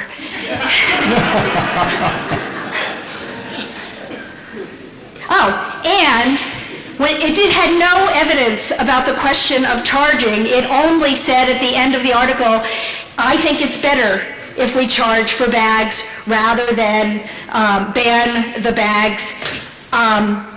So which brings up the other thing that I want to say is that for all of us who have been shopping at BJ's for how many years, we have successfully gone shopping without being given anything to put our groceries in, and none of us have died, and none of us have ended up filled. Okay, I've dropped a few things, but it's worth it to me to have whatever it takes to remember those stupid reusable bags, which I never remember. It's worth it to me to do that little bit that we can do to make the next step towards using less plastic. This is not the end of the question. This is the beginning of the question. How do we use less? Michael?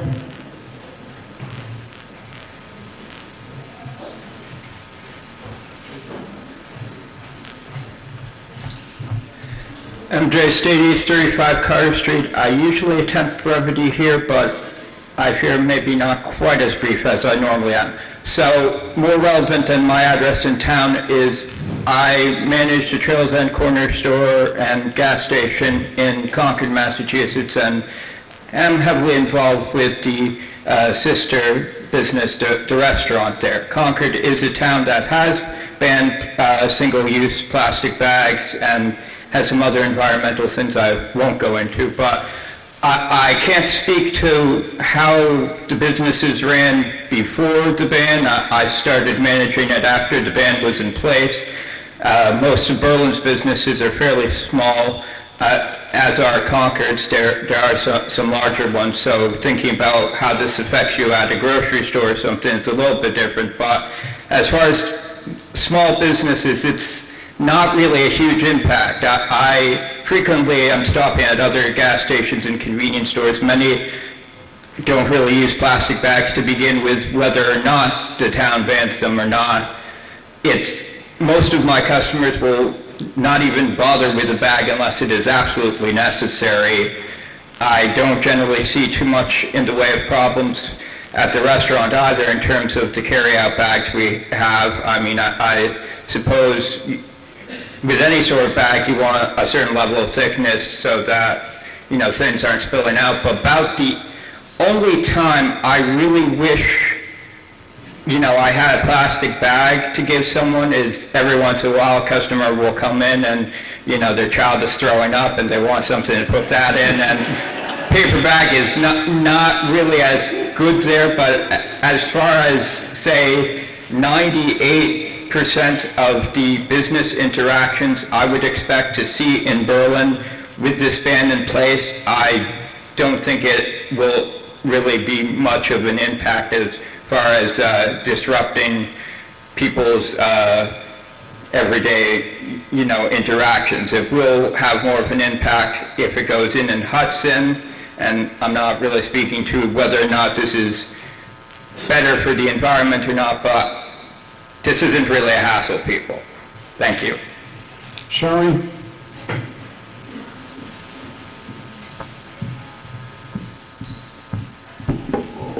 Charlene DeCalagero. You may notice the lovely bag I'm wearing on my shoulder. I have one of these on me every day, pretty much, when I go places. This particular one happens to say Boylston Public Library.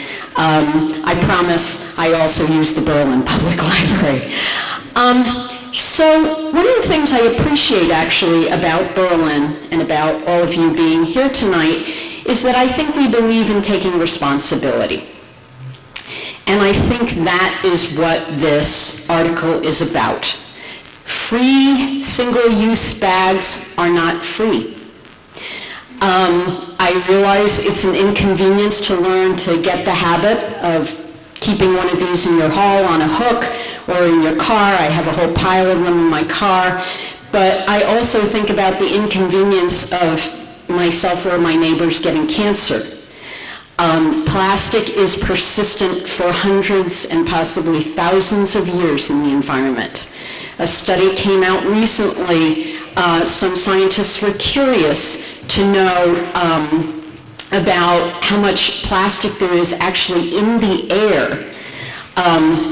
They don't go away, but they get smaller and smaller. And in particular, their question was, they knew there's already a high concentration of plastic in the air in cities. They decided to go to the high mountains between France and Spain, and they found a very high concentration of plastic in the air. This is us taking responsibility for saying we should not allow companies, particularly where these come from, this is a product of fossil fuels, that they say, oh, it's free, but we all pay the price. So I ask you to vote for this bag ban. I agree it is not the be-all and end-all, but it's a good start. Karen? Make it short. I just wanted to address the idea about charging for the bags. We have a 5-cent bottle return in the state, and yes, the cans and bottles generally aren't on the side of the road, but they're in the recycling bins. A nickel, a dime is not a disincentive. The version of this bylaw that is at the state level does not include a charge. And most of the cities and towns that have already passed it do not have a charge. And we did not feel that it was, first of all, the store would get the money. Nobody else gets the money except for the store, so there's no benefit to the town that way. And it's not really enough of an incentive for somebody to not take a plastic bag. How will you vote?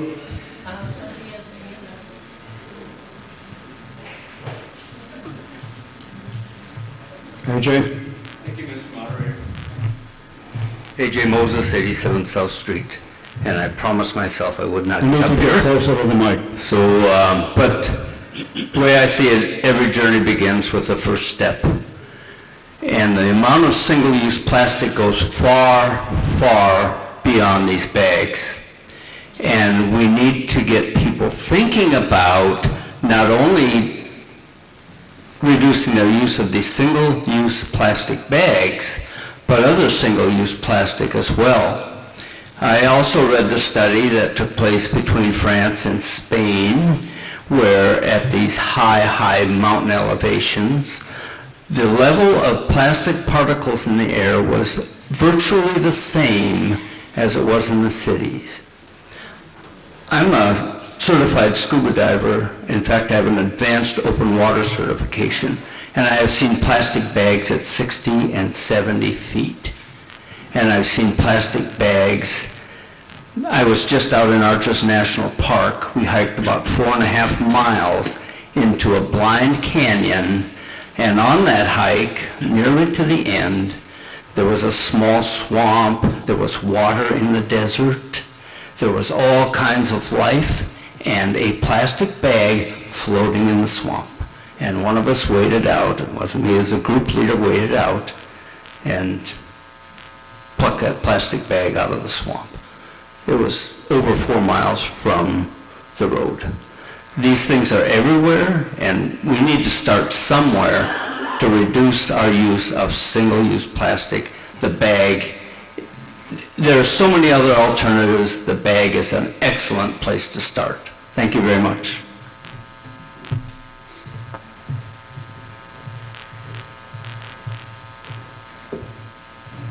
Victoria?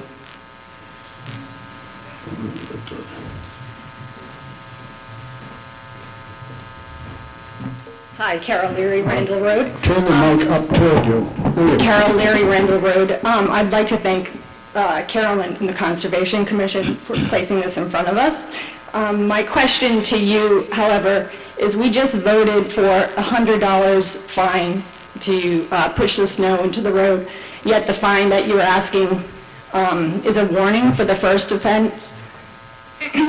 So I was wondering if you had thought, I mean, I know you have to start somewhere, but if you were to increase that for the first offense and then continuously increase as opposed to a warning. Typically getting something passed, as we've spent a lot of time on this issue, might be a little bit difficult. So if we start with something that's really going to hit the pocketbook first for these offenders and then continue on.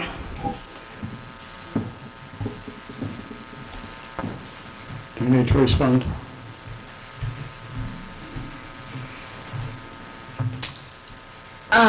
So the fines and the fee schedule is based, again, on other communities. We're also not looking to be the bag police. This is going to take some time for people to adjust. The point isn't to be punitive. The point is to help the environment. The point is to reduce the use of these bags. Can we proceed to a vote? Can you hear? Okay, the motion is to amend the town bylaws by adding a new Article 23 single-use bag ban for the reduction of plastic bags with sections 1 through 4 as described in Article 39 of the warrant for this meeting. All those in favor say aye. Aye. All those opposed, no. No. The ayes have it. Motion is passed in the affirmative. Article 40, creation of a Community Preservation Act Committee. Buzz Harris from the Finance Committee. Hi, folks. This is sponsored by the Finance Committee. Article 40, creation of the Community Preservation Act Committee. I move to create a new general bylaw, Article blank, then that would be filled in with whatever the new bylaw number would be. Community Preservation Act Committee that would establish a Community Preservation Act Committee pursuant to Massachusetts General Laws, Chapter 44B, with sections 1 through 6 as described in Article 40 of the warrant for this meeting.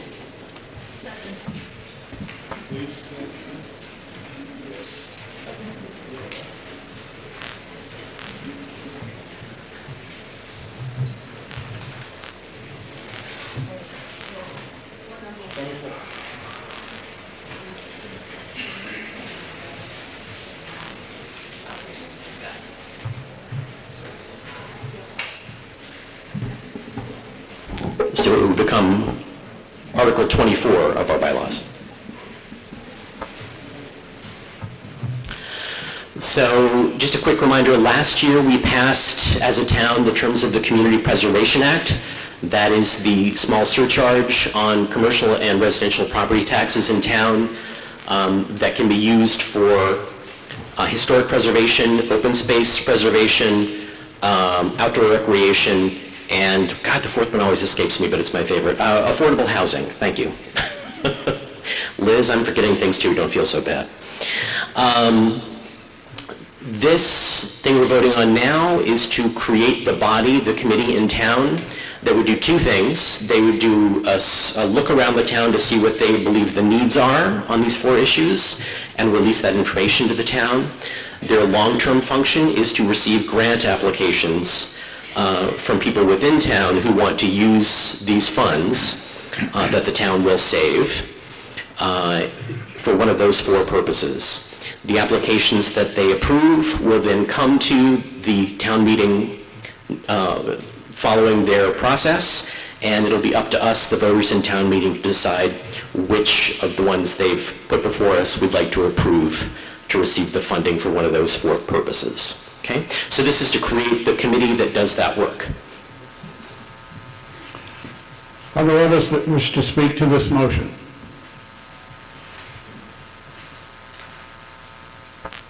Hearing none, I'll ask you to vote. All those in favor say aye.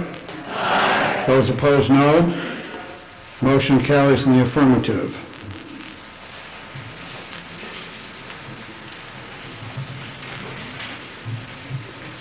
Article 41. Tax title parcels to the selectmen. Dennis Philibay, Treasurer.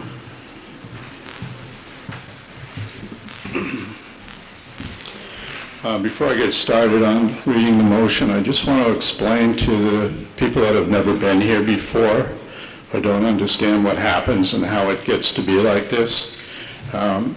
Basically, if you don't pay your real estate taxes, they're usually due towards the end of the year, sometime in May, June. By October, we're probably starting the process of taking the land or the house away by law. It's not what we want to do. We try to work out many, many ways to save your property with payment plans, etc. But at some point, I can't play favorites, and we have to take the property.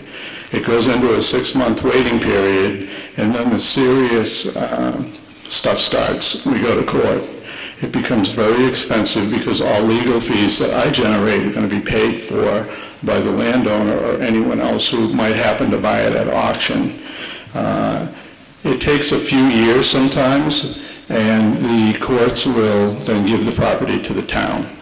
And because most towns appoint the treasurer as a custodian of those properties, they have a duty to manage them. I've had to tear down a few foundations, things like that, for safety. These are 2 parcels that we're going to talk about.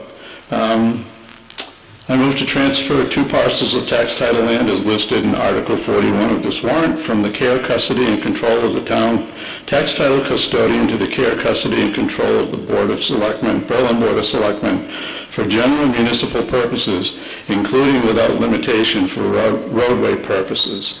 I had some maps made up. Hopefully, most of you have a copy of them. But the parcels we're talking about, if you look at the 2 articles, 41 and 42, there's 5 parcels at the end of Dudley Road off of River Road East. And interesting, they were purchased as the family could afford to buy them. And they were survivalists, you'd call them.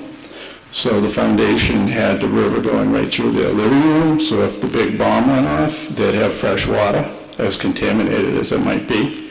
One of the safety vaults is still down there. It's pretty interesting.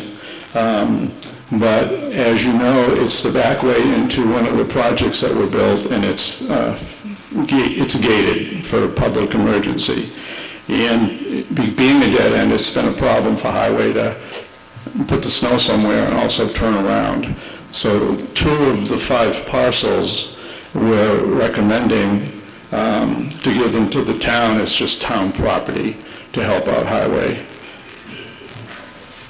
And by the way, on all these properties we're going to talk about, I can tell you how much the taxes were missing if we render them over to the town or to conservation. So that's it. Oh, sorry.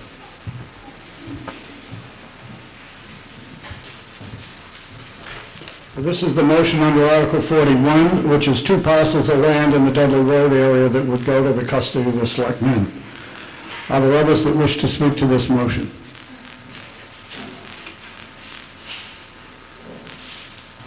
Hearing none, I'll ask you to vote. All those in favor say aye. Aye. Opposed, no. Motion carries by unanimous vote. And Article 42, similar to these to go elsewhere. Dennis? I move to transfer the 11, I hope I counted right, parcels of tax title land as listed in Article 42 of this warrant from the care, custody, and control of the town's tax title custodian to the care, custody, and control of the Berlin Conservation Commission pursuant to the provisions of Mass General Law, Chapter 40, Section 8C for conservation and passive recreation purposes, and to dedicate said parcels in perpetuity for such parcels, subject to the provisions of Article 97 of the amendment of the Massachusetts Constitution.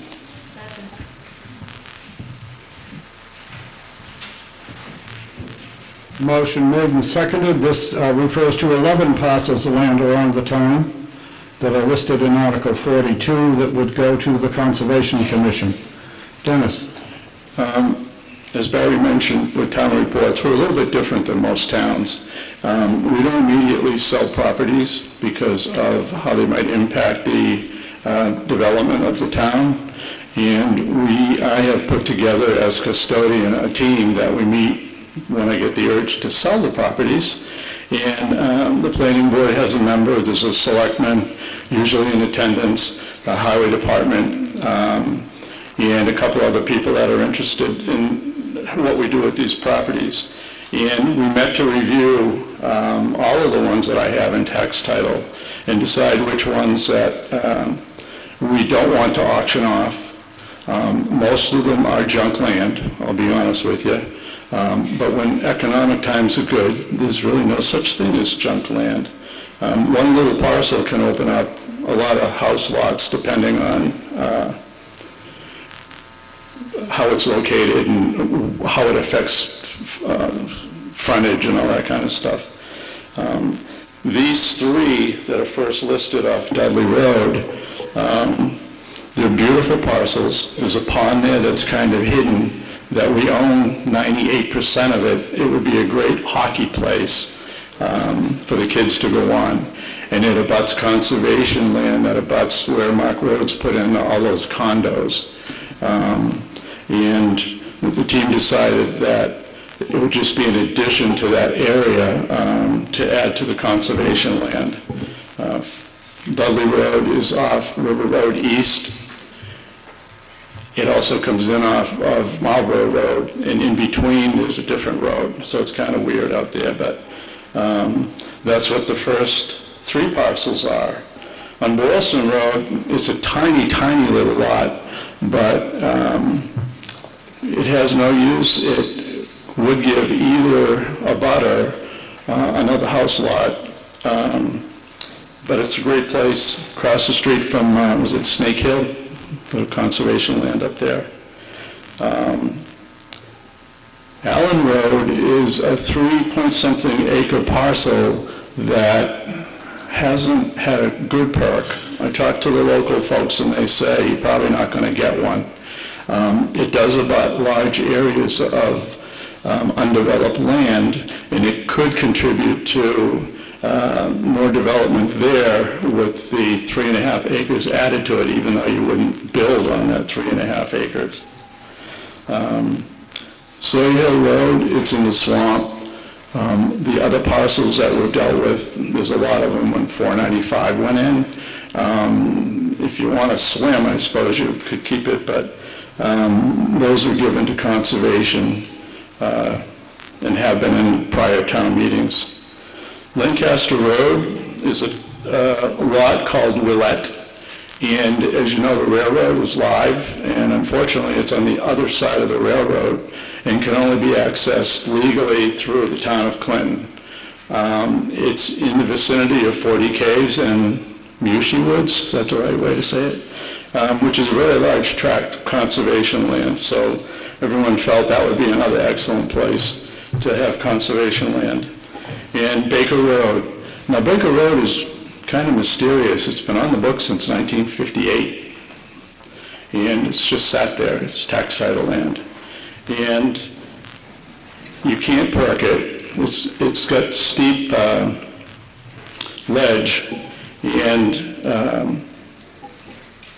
it's really only good if a neighbor needed it to get more room to put in a septic or something like that. So it's not really a buildable lot, 3 lots. And that's kind of a quick review of what we came up with. Anything, if you don't approve, all or some or whatever, we probably will talk about an auction. I'm going to have to auction off everything in the inventory. There is one problem. The Central Mass Planning folks are kind of starting a plan where towns come up with land that allow you to build on to help with affordable housing. And I'm not quite sure where they're at with that, but that might be reason to hold back after tonight and take a little while before we auction off what's left. Most of these lots go for 58 to, I wrote them all down, $208 a year in lost revenue. One goes for $2,200, but I think it would be abated at the assessors, $300. So most of them wouldn't generate a ton of money. So if there's any questions. Are there any others that wish to comment on this motion? Yes, Dennis?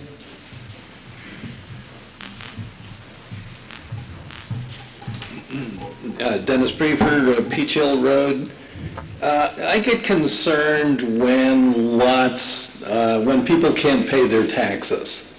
And I know there are people on fixed income, and I was just noticing, well, first of all, tip of the hat to the Finance Committee, because over the years from '09 to '19, the tax rate only went up 3.38%, so that's excellent. But the value of properties went up 25.8%, and with combining that with the tax rate up, there's a 29% increase in taxes, while median income for the town went down 5.5%.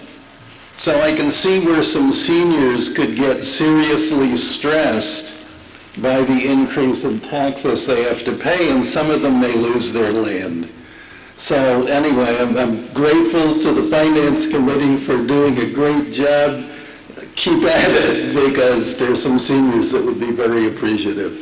Thank you. Someone else want to speak to this? Me. You? One of the things that we do when people get in trouble and they lose their property is the seniors really have many options, and a lot of people are proud, but you can defer taxes, which is much better than a reverse mortgage. It's done by the town. You can avoid paying a dime in taxes until it equals 50% of the value of your house. And the only folks that suffer from that aren't you, but if you were planning on leaving the siblings with some money.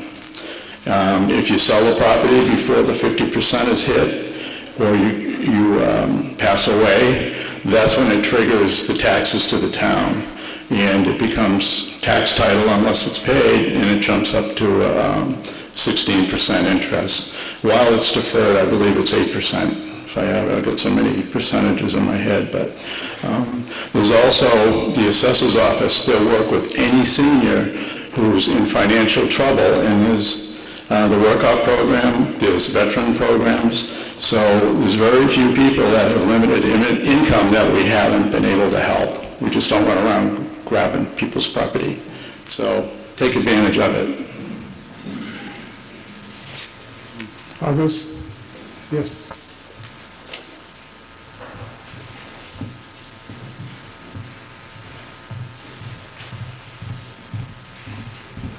Christina Slocum, 17 Dudley Road. I'm confused by the article saying that the land isn't developable and that it would be used for conservation land, but then I'm hearing that certain parcels would be used possibly for development for a hockey rink or something, so I'm confused. Is the land listed in Article 42 used for conservation, or will it be developed? Well, if you pass this tonight, it will be conservation land. It is, the three lots could be put together, and you do have enough land to develop it if you don't vote it in tonight. It would be a great place for the town to put an affordable home. I've walked the land that's left over with a couple of developers that kind of guide me, and you could put 2 or 3 families in there. So if it's conservation land, the kids can skate on the pond, and it will never, ever be developed. So vote yes. What's that? The treasurer can't say whether a lot is developable or not. There's laws about grandfather. It's only the building inspector and the different boards. Let the buyer beware, and that's on any land that you buy.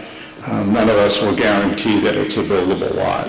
We can tell you that the 200 feet and the area you have is a good sign, but we don't deal with the water, and we deal with conservation, the Board of Health. Those appear to be developable just from what we've seen when we walked it, but it's not a guarantee if you were to buy it. What's that? If you want to speak, you need to come back to the microphone. So I guess I expected the article tell me whether or not they would be. If it goes to conservation, I'm expecting that it would be open land. Maybe that's a misunderstanding on my part. That's correct. Okay, so these lands could be sold to someone after the town voted to buy them, or take them over, I guess, because the taxes haven't If been the town paid. votes to do what is on this motion, they would not be built upon. Just vote yes, and everything will be wonderful. I promise. Sorry. I'm sorry, that's not efficient for a woman who's asking a question. No, that's good. There's a lot of negativity about this stuff, so I understand. If you voted tonight to give it to conservation, you can never build on it because conservation, it takes an act of God. We've tried for some reasons to go to Boston and get it on conservation. And if Walter's here, I hope he comes up and further explains, or someone from conservation, it's over. There's no development, there's no... Do you understand my confusion? Not at all. We can't have a conversation that everybody else can't hear. Are you done with the questions? Thank you. Buzz? I suspect what may have caused the confusion, and I could be wrong, is that if I understood Dennis correctly, if we vote yes and this all goes into conservation land, if the pond on one of the pieces of conservation land freezes over, the kids can still skate on it and play hockey. That is, I think, all that was being said. Yeah, it's no different than South Commons. The pond is town property already.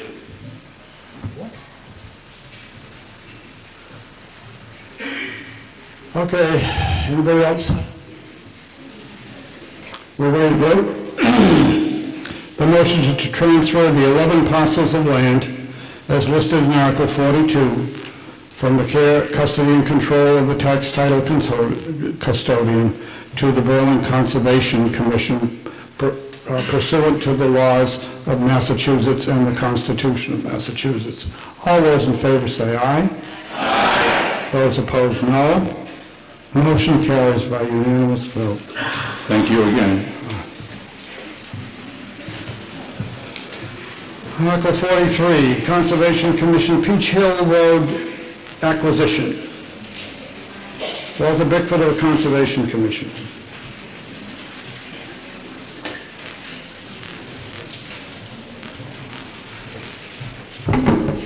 Walter Bickford, 212 South Street.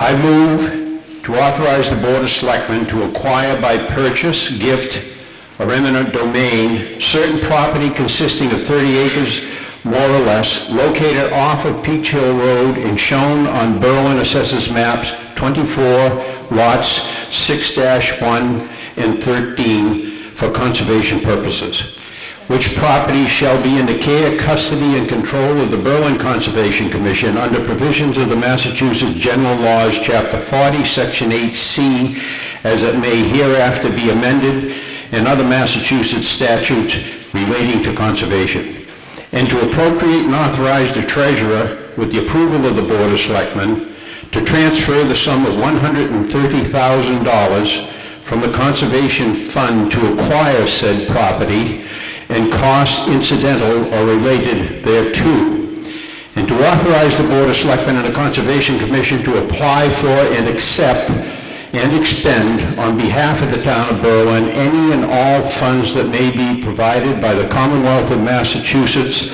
or other public or private sources to defray all or a portion of the costs of such acquisition, including but not limited to grants and/or reimbursements from the Commonwealth under Massachusetts General Laws, Chapter 132A, Section 11, the so-called Land Grant Program, which is for conservation, and or any others in any way connected with the scope of this article.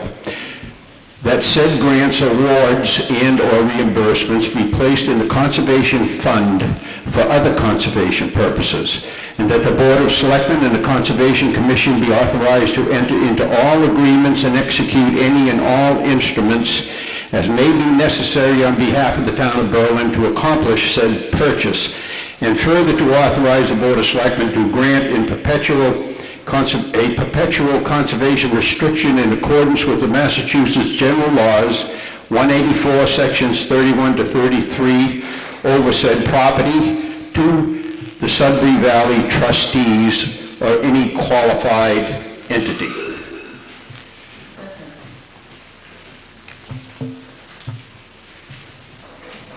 Thank you. It's a long motion, but we have to use a long motion because this involves various transactions, including the application for grants. So all these words need to be here. I believe it's the same words that were in the article, and so I won't read it again. Walter? Okay. Number one, it won't cost you anything. This money is in the Conservation Fund, which was funded from monies that we received from both Solomon Pond Mall as mitigation money and also from Highland Commons. And we have enough money still left in those funds to pay for this. This piece is a critical piece and a linkage between existing conservation lands. It's exquisite wildlife habitat in and of itself, worth protecting, but it links lands in Berlin with protected lands in Bolton. And there's a lot of, it's very well populated with wildlife. It's a good piece of land. Anyway, it falls in with our plan, and it meets literally every characteristic that we look for when we buy a piece of land for conservation purposes. Any questions? Incidentally, I got to remind you all that we have protected upwards of 1,500 acres of land in Berlin, the Conservation Commission, and you haven't paid anything for it. It's come from $3 million given to us from Solomon Pond Mall when it was established, $100 million and a half up front, and then $50 grand a year since. We've been using that, and then recently another $600,000 or maybe it was $700,000 from Solomon Pond Mall, from Highland Commons. But no taxpayer funds have gone into any protection of land in Berlin since the very first piece we bought in 1972, and I worked a year on that, 140 acres up on Mount Pisgah. We paid like $60,000 or something like that for 140 acres, and the state reimbursed us all but $12,000. So Berlin has paid $12,000 for 1,500 acres of land in Berlin. And this, by the way, this is why you people, you hear it all the time, oh, I came to Berlin, it's such a nice town. That's what it is. It's the land we've been protecting, and we're still looking at other pieces, so we hope you go along with this, and we appreciate it. Are there others that wish to speak to this motion?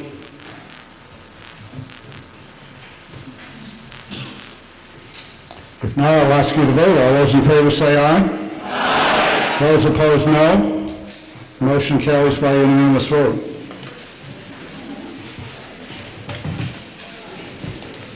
Article 44, the solar array pilot agreement. Chris Keefe. I move to authorize the Board of Selectmen to negotiate and enter into a tax agreement for payments in lieu of taxes, pilot, pursuant to Mass General Law, Chapter 59, Section 38H, B, and Chapter 164, Section 1, or any other enabling authority in a form acceptable to the Board of Selectmen between the Town of Berlin and Donald P. POTUS and Marcia A. POTUS, their successors, assignees, or affiliates, on such terms and conditions not to exceed 20 years, in an amount to be determined and upon term and conditions as the board shall deem in the best interest of the town for both real property and personal property associated with ground-mounted solar photovoltaic facility to be located upon an approximately 21.26 acre subset of the whole 50-acre privately owned land parcel. Assessors Map 14.0-11, known and numbered as 344 Randall Road, upon which such facility is to be located, and further to authorize the Board of Selectmen to take such action as may be necessary to carry out the vote taken hereunder, and to take all actions necessary to implement such an agreement.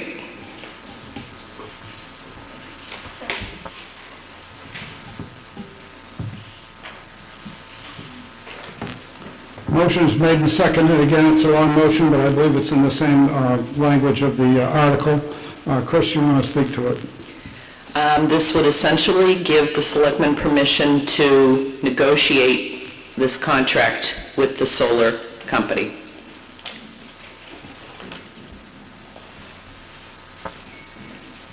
Do others wish to? I was just trying to look at this. Finance Committee is agreeable to this, as they were to the last article. Is there anything else to be said on this motion? Yes. Dennis?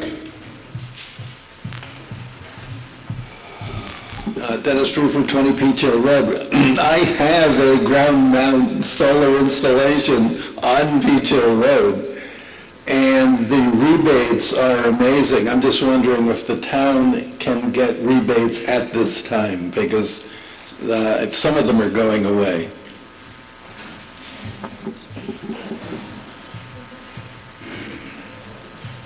Can somebody answer it?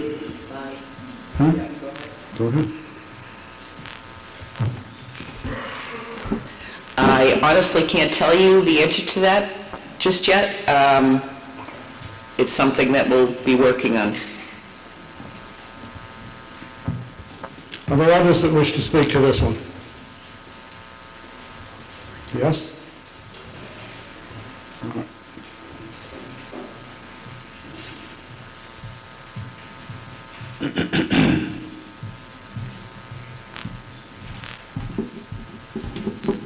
Hi, Mary Sullivan, 20 Peach Hill Road. My question is, the intention of the solar system, is it to funnel money to the town? Is it a profit center for the town? Is it to power town? Is it purpose? I didn't hear the purpose or understand it.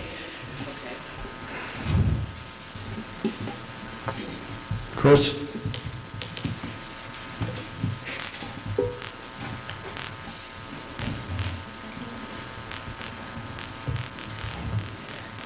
This would actually be payment in lieu of taxes. This would be, what is it called?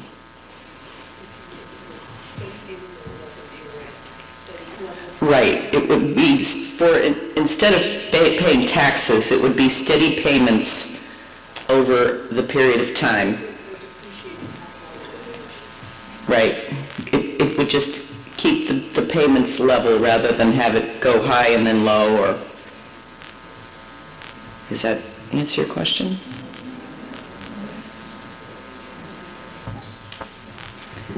So the idea is that would be the people whose land it is, right? That would be their taxes? Or, I guess what I'm trying to understand is, will this create a revenue stream for the town? Or what is the other purpose in doing it? Buzz?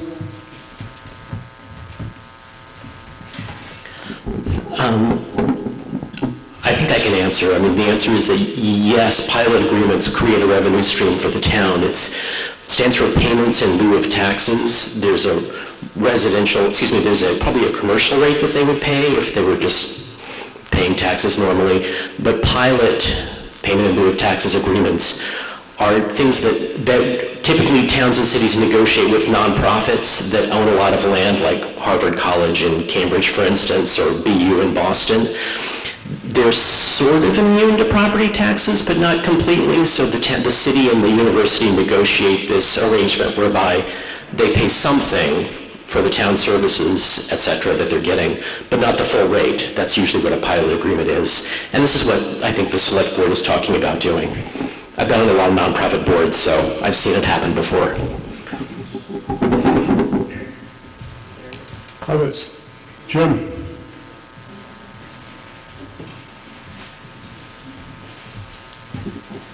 Jim McNichol, 113 Boylston Road. I think last year they came before town meeting and it was approved, the use of the land for that solar array, so it is a private. Two questions. One is, why is there a payment in lieu of taxes, just as a question? Why is it not taxed as that installation on that property? And then what happens after 20 years? Because this says not to exceed 20 years. So what happens after that?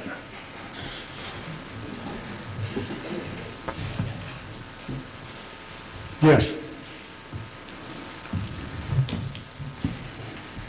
Since we've sort of assigned this to our town council, I would ask that our town council be recognized to speak on this. Go ahead.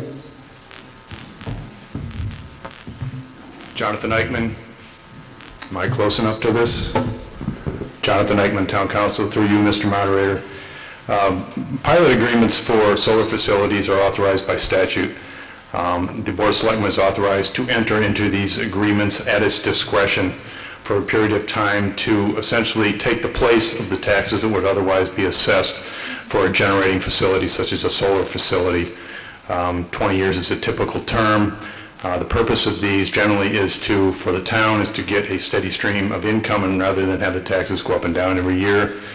For the solar company, it's predictability in terms of what taxes they're going to pay. So it takes the place of taxes. It's specifically authorized by statute, and it's up to the selectmen to negotiate the agreement. Town meeting authorizes the selectmen to do that. There was a reference made to pilot payments by schools and universities. That's also called payment in lieu of taxes. It's a little different. Those are non-taxable entities. They voluntarily agree to enter into agreements to pay taxes. This is an agreement whereby if they can enter into agreement with the selectmen, they will be assessed taxes. So it's up to the selectmen to decide whether this is an appropriate agreement for the town. At the end of 20 years, this will go back to being taxable property.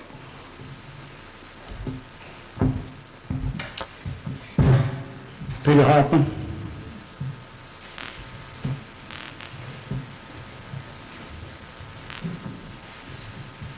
Peter Hoffman, wondering if the Energy Committee has any input or comments in light of what it is to feed us and give us some information. Tim Wysocki of the Energy Committee.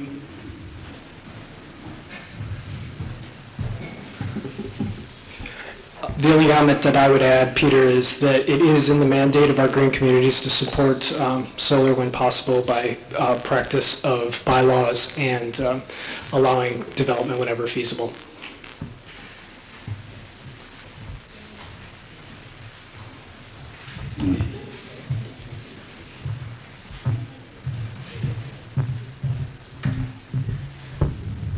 Jim Royer, 128 Ball Hill Road. Just came up because I'm also on the Zoning Board of Appeals. Last year, this meeting, you all voted to approve to allow people who had farmland in excess of 50 acres to utilize up to half of that to put in large-scale ground-based solar systems. Mr. POTUS has came to the town with a proposal. That went through the ZBA. The ZBA granted him a permit to do that. One of the conditions of that permit was that they needed to negotiate with the Board of Selectmen to figure out their tax issues. As Town Council mentioned, there's some issues with how things are taxed when you're doing these solar installations. Some solar equipment is not subject to property taxes. It also tends to depreciate very quickly, so you would have a large tax income to the town up front, but within 5 or 6 years it drops off to almost nothing. A pilot agreement allows them to space that out, even it out, so that you get the same amount over every year for 20 years.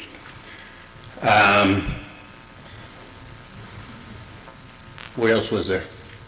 Oh, this is all a completely privately owned entity. The town doesn't profit directly from the sale of the energy or anything else. The town gets income from whatever is negotiated as a pilot agreement in the form of taxes. Thank you. Others?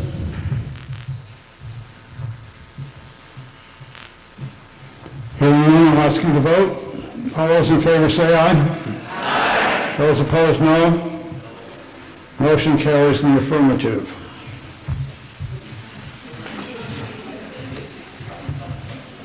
Article 45, Senior Residential Development Overlay District. Tom? Tom Sanford, 425 Sawyer Hill Road. Mr. Moderator, I make a motion to establish a Senior Residential Development Overlay District, Section 430, of the Town of Berlin zoning, for a 29 plus or minus acre parcel of land located on the northerly side of River Road West. This land is shown as parcel 29 on map 7 in the Town of Berlin's tax maps, as revised through June 30th, 2017. This parcel is owned by Worcester Sand and Gravel Company.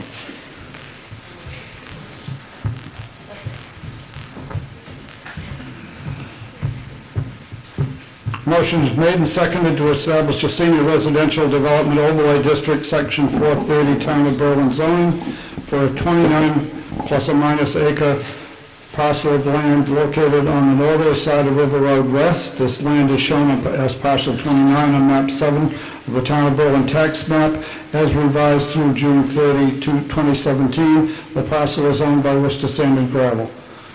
Do you want to speak to it, Tony? Mr. Moderator, I wish that you would recognize the proponent who wants to make a presentation on the parcel. Yes. Mr. Moderator, thank you. My name is Marshall Gould. I'm the attorney for the proponents tonight. I'd like to introduce them. We have standing here over against the wall, we have Stephen and Barbara Benincasa, their son-in-law Alex. In front of me at the projector is their daughter Julie, and the engineer on the project is John Grenier. We are here tonight to talk about the property that is we're proposing that it be added to the overlay district known as the Senior Residential Overlay District. It's located at 180 River Road West, and some of you may wonder exactly where that is, so let's go to the slide. It might be a little hard to see here, but that's a lot better. Thank you very much.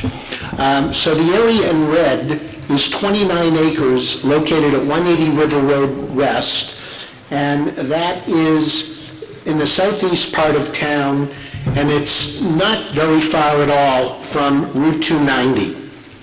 The property itself is currently owned by Worcester Sand and Gravel, and the Benincasa family, through their company Casa Builders, has a purchase and sale agreement to buy this property. Now, just a little bit about Casa Builders. They are a 3-generation quality construction company in Worcester County. Steve and his wife live in Westboro. They have family who live in Shrewsbury. They've developed properties in Westboro, in Shrewsbury. They're developing 4 or 5 of these now through central Massachusetts. It's one of the things that they are very well known for. If we could go to the next slide. The current property layout, for those of you who have driven by, you might have noticed as you're driving down, there is a very rusted-out yellow gate to this property.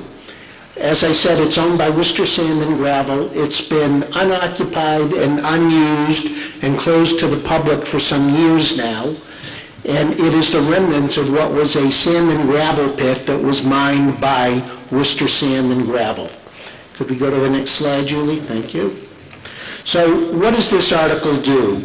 This does not automatically say you can build 66 units of senior residential housing. What it does is it adds this parcel through the bylaw to what is known as the Senior Residential Overlay District under the two sections, Section 430 and 720 of your bylaw.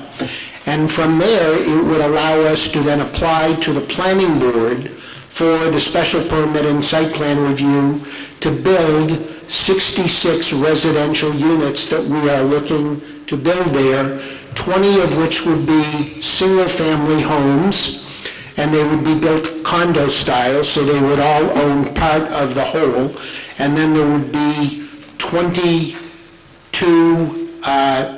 what would be called two families or attached single-family homes. I may have my math wrong there. I think we end up with 66 units. Thank you. So if we get the approval tonight, what will occur is that this is going to be a circular development with a community building in the middle. You've probably all seen the handouts that was out there. The community building is going to look similar to the building that you see in the lower left here, if you want to use the pointer. That would be what the community building would look like, available to all the residents of the development. And as I say, this would be a particular type of senior residential housing in which it's condo style. So the town is going to have little or no obligations with respect to this parcel. All trash will be private, all road maintenance and plowing will be private. The only thing the town or the police might get involved in is, for the most part, if there are ambulance calls to the place. But even that, we have checked with other towns in which Casa Builders has built, and the town say it is not at any cost to the town, because the people who live in these units, for the most part, they're high-end units, and they have the insurance that would pay for any special services, such as ambulance, if needed. Can we go to the next slide, please? Now, one of the big benefits of this development, based at the estimated sale prices based on today's market, and assuming that we can get to the market between our permitting and our construction, assuming that within anywhere from 1.5 to 2 years we can get to market with these units, it's estimated that a total build-out, this would produce, between real estate taxes and automobile excise taxes, would produce approximately $600,000 a year of new tax revenue annually to the town. Compare that to what is currently produced by this parcel of about $33,000 a year, and you can see in the chart on the right that over a period of 10 years, the excess is going to be well over $5 million more from this development than leaving it as what it is right now. The pictures on the left, both top and bottom, show the property as it is now. On the top, that's that yellow rusted gate I told you about, and the picture below is an overhead of the 29 acres. Over on the right, we've already pointed out to you what the community building would look like, and in the bottom picture, you may or may not be able to see it, but the road coming in from River Road West would be a single road in with then a circular loop for the homes, and as you finish the end of the drive-in, the community building would be right there, so it would be something that everybody sees. So if somebody wants to have a get-together there, or if they want to invite outsiders and use the building for the day, they'll be able to come up and they'll be able to park there instead of driving all the way through the development. We've already pointed out that this is going to be a self-sufficient community that will not be a burden on town services for either trash collection or roadway maintenance. Compared to a standard residential development of over 60 homes, it's going to be a significant savings to the town. There would be little or no impact to the town for school services.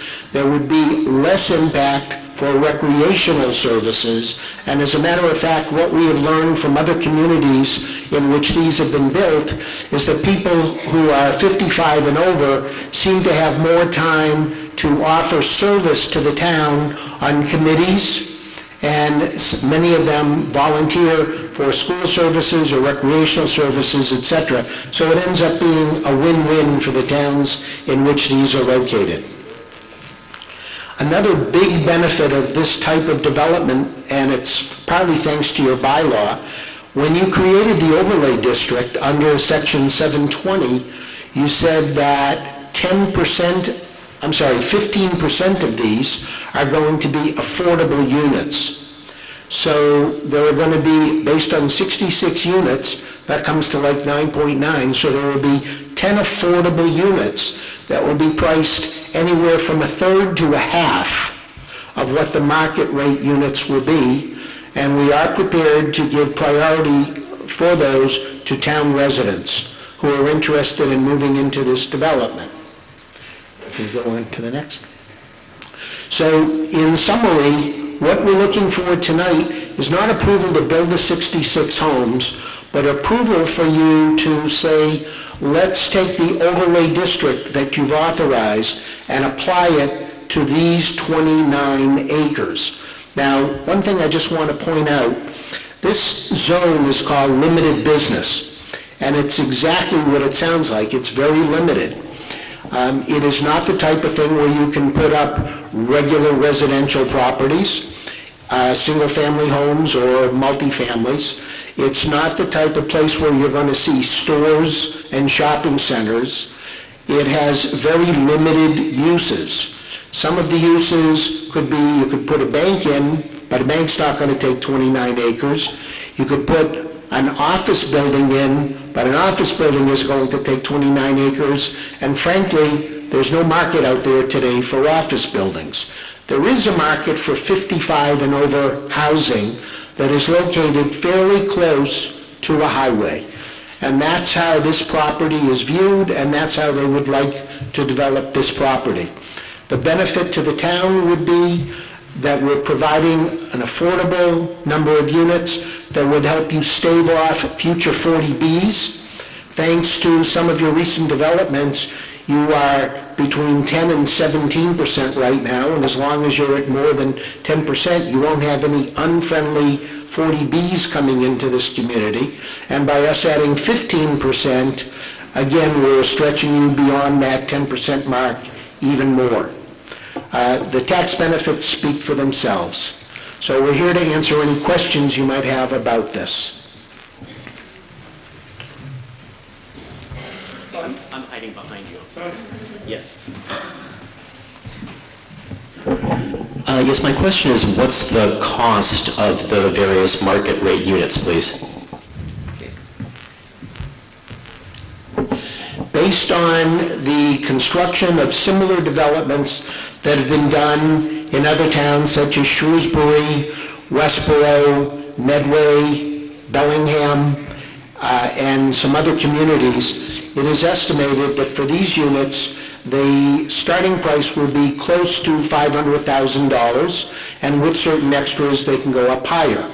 On the affordables, there are two levels of affordables. One will be called low-income affordable, and those would sell for approximately a third or less than a third of that price. And on the moderate income affordables, those would sell for half or less than half that price. And again, we're offering that there can be priority to residents of the community. But you have to remember that being a senior residential development, at least one of the residents has to be age 55 or over. And here. Not you. Yep. We need to have a planning board report that goes with us first before we have more speakers. Can we have the lights back on, please? Ron? Yes. In just a second. The Berlin Planning Board held a public hearing on April 23, 2019, to consider comments concerning Article 44 on the annual town meeting warrant to be held on Monday, May 6, 2019. At the planning board meeting held on Tuesday, April 23, 2019, the planning board voted 2 in favor and 2 opposed to Article 45. 2 in favor were, because of what was explained here, benefits the town, the additional income without a burden on the town. 2 opposed were opposed because we passed the senior residential development last year on Highland Street, and they wanted to see, let's see what shakes out of that before we approve another one. Can I have a motion on the report? We keep these on file. They go to the Attorney General's office if the article passes. Okay. Others. Yes, ma'am.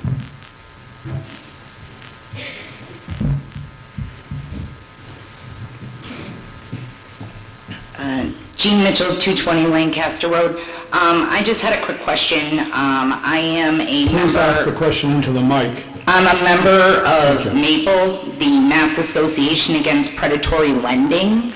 My question is, if where our governor's about to sign a bill demanding more affordable housing, and we're giving priority to residents of the town who are senior citizens, which are our weakest and most vulnerable population, and get taken advantage of by more banks than anybody else, under affordable housing, if you're going to start with a $500,000 unit and we need more affordable housing, why are we only going with the 10 to 15%, which is basically only 6 to 8 houses that anybody in town may or may not be able to afford? So while tax revenue is great, how many people is my concern that are going to end up needing my services for foreclosure within a year or 2? So, if this is supposed to be affordable housing and you have a $500,000 price point, why are so few units going to be affordable? I mean, I get it's about making money, but it's not about making money off the backs of the senior citizens in this town. I would like to know why there's not more affordable units at a $500,000 price point.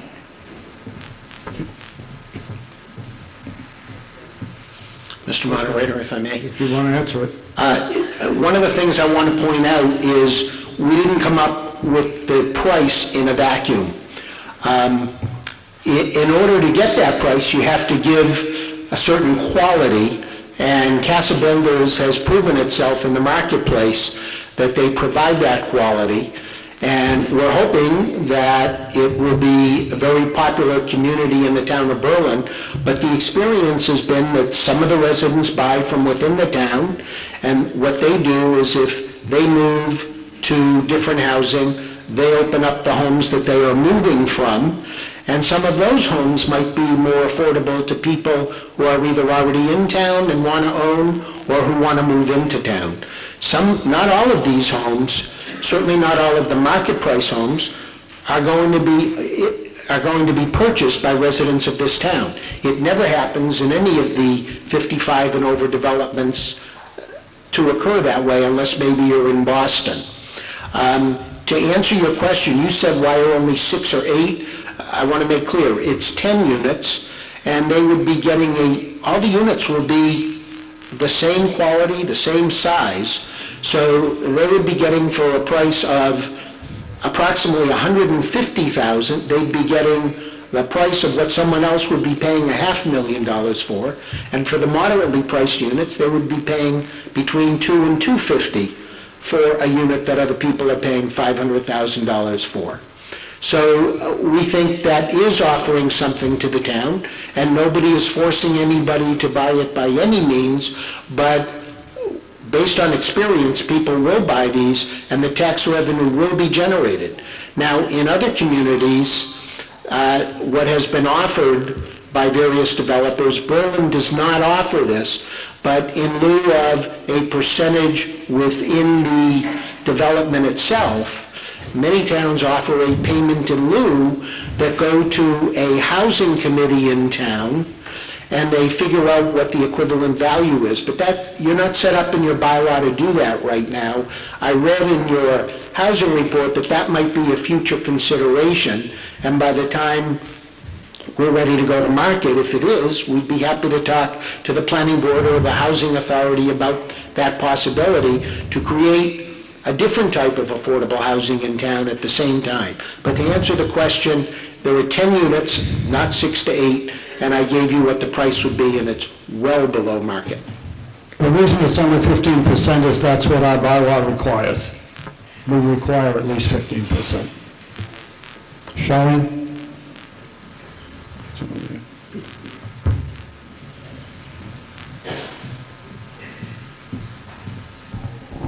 Charlene DeCalagero, Village Court.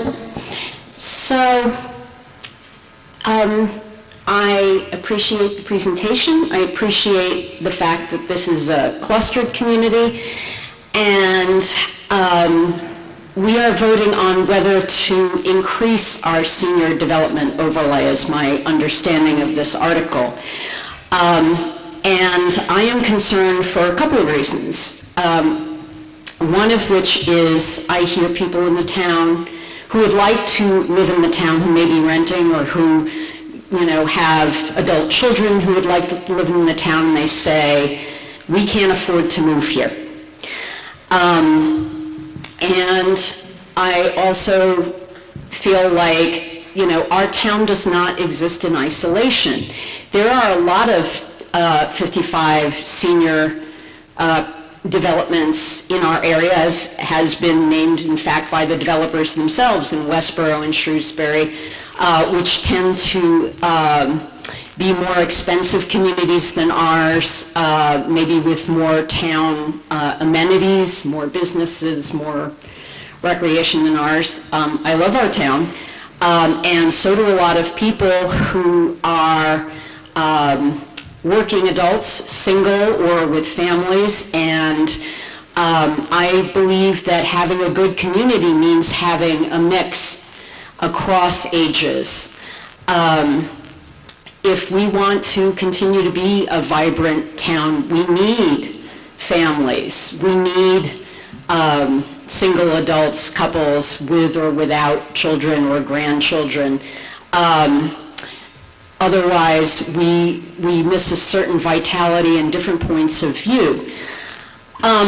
These houses are clearly, the whole term affordable is kind of, it's been made up to, I feel like, obscure what is and is not reasonable for housing. I think very few families in Berlin are going to be able to buy these market rate homes, and possibly not even the so-called, moderate or low income homes.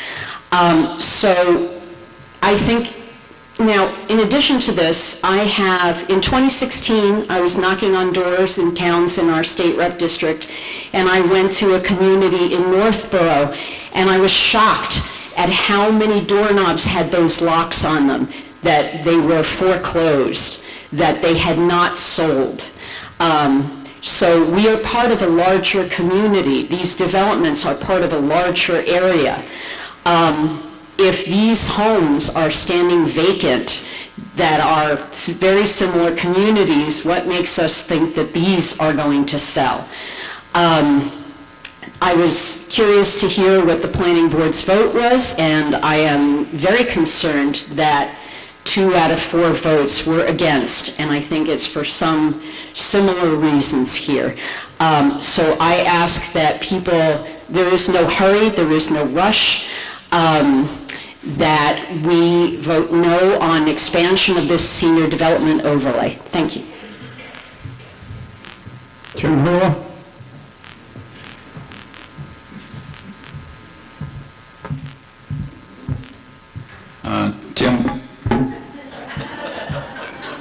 Wheeler, 240 Pleasant Street.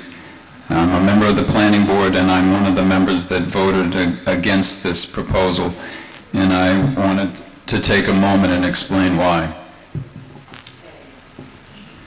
So, I'm going to read this because it got more complex than I wanted it to be, but to answer this question, I went back and reviewed historical data from our population and growth. And if you look in your town report on page 1 at the top, you will find from 1950 until 1970, the town grew by 750 people. A number of subdivisions and many single-family homes were constructed. Our school-age population rose dramatically, and we were part of a demographic shift that spread across the nation, that baby boom generation that impacted all of us. But then if you look at that chart again, from 1970 until 2000, with changes in our zoning bylaws concerning lot size and frontage requirements, our population grew by only 281 individuals, fewer than 10 people per year. I believe market forces and our lack of infrastructure for water and sewage would have resulted in a continuation of this slow growth pattern. In fact, traditional single-family housing construction from 2000 until 2018 only saw 133 units added to our inventory. But from 2000 until 2010, we saw an uptick in population growth of nearly 500. And by 2019, we have seen an additional 275. The rapid growth in the past 2 decades was driven by 2 factors: construction of 40B units and those units dedicated to over 55. The construction of the 40B units was driven by our inability to reach the 10% affordable housing requirement of the state. The creation of senior housing overlay districts was a strategic decision on the part of the town to provide housing for senior citizens and prevent the construction of single-family housing on several large parcels of land. In that time period, we have seen the development of 245 housing units that were the result of 40B projects and those dedicated to over 55. To eliminate the need to build more 40B units, we made the strategic decision to approve the Riverbridge project, which included over 200 apartments, but 80 of these units are part of a local initiative and supply the town with 80 affordable units to be added to our subsidized housing inventory. With the ongoing construction at Riverbridge, the 40B monkey is finally off of our back. With Riverbridge's completion, we'll jump up into about the 13 or 14% range for affordable units, and for the foreseeable future, 40Bs are a thing of the past for the town of Berlin. We may very well decide to take it upon ourselves to construct affordable units at certain places and at certain times, but that's going to be at our prerogative. We won't be driven by comprehensive permits. But issues of growth and its impact on our rural character have consistently been raised as major concerns of townspeople. Without the requirement to build additional 40B projects, we should return to growth in our housing inventory of between 10 and 15 single-family homes per year. But what about additional over 55 projects, such as the one before us? And I believe there are several factors that should be considered. With 200 Riverbridge apartments and 65 over 55 units at Highland Ridge that we voted on last year on Highland Street, just outside of the center of town. These 2 projects, the population will increase by additional 400 in as little as 3 years. Of the 1,650 units, housing units in town, with the completion of these 2 projects, Riverbridge and the over 55 on Highland Street, 1/4 of our housing stock will be in apartments and senior residential units. So 25% of our total housing stock will be made up of over 55 units and apartments. So as a demographic, I think that's something we need to be considering. The proposed senior residential development on River Road would add 65, maybe 66, I guess, units of housing and approximately 100 additional inhabitants to our town. And I believe the addition of another over 55 senior housing project at this time is unnecessary. Our supply is more than adequate. It would be better to let the dust settle. Let's give ourselves the time to assess the impact on town services and our rural character. Watch what comes of the River Bridge and Highland Bridge projects in terms of population change, and then make decisions about next steps at a future time. So I'd ask that you vote no on Article 45. Thank you. Others that wish to speak? Buzz? In a minute, Carolyn. I know I have a big mouth, and I know you know it. Buzz Harris, 21 Village Lane. In this case, I'm partly speaking for myself and partly speaking for my colleagues on the Finance Committee. The Finance Committee received a presentation from this developer, and we never took a formal vote on it, but part of the selling point for this is the tax benefits for the town, et cetera, et cetera. And I'm sure that some of what they're saying is accurate. However, with this increase in population, you know, I've talked to the fire and EMS department, and it's this demographic that is leading largely to the large increase in ambulance and fire calls that the town's receiving. In the past 2 years, we used to get about 30 calls a month, give or take, and now it's up around 60 or 70. And that costs the time of people, and it costs wear and tear on the equipment, and electricity and gas, etc. So I'm not as confident that the financial benefits as described here are as clean and high as being described. I also want to say, though, that when this developer was originally informed that we have a bylaw that requires 15% affordable housing, their answer was, well, we're not interested in doing that. And it was just about that blunt and that arrogant. I have to use that word because I've felt that way about their presentations that I have seen. And I've seen presentations from quite a few developers that have come into town. It took a lot of discussion and a lot of argument to get them to understand that, no, you really do have to have 15% affordable housing if you want this, and they came to that quite grudgingly, in my judgment. Again, the Finance Committee never took a vote, but I've polled my colleagues on this to see their thoughts, and 4 of us are opposed and 1 of us is neutral, and I just wanted you to know that.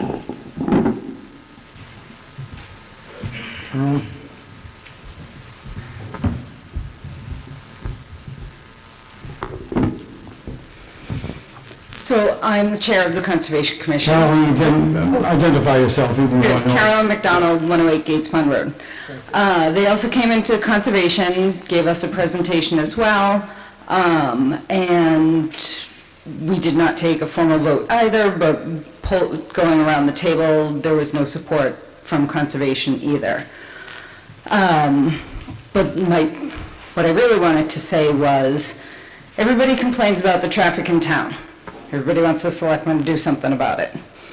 Now we're thinking about 100, give or take, more people in town on top of the 200 units, on top of the 66 units. Everybody complains about their taxes going up. It's not the tax rate that's going up, it's the property values that are going up. And we're talking about adding 66 $500,000 homes to our housing stock. This is going to increase your property values, which will increase your taxes. Increased property values are good, but understand what that means. More traffic, there will be an impact on the schools as of the vote we just took earlier to allow people under 18 into these projects. There is no benefit to the town that I can see. I completely agree with Tim that we just let the dust settle. One of the projects has just started. Highland Ridge hasn't even begun. Let's see what happens. The sand and gravel pit isn't going anywhere.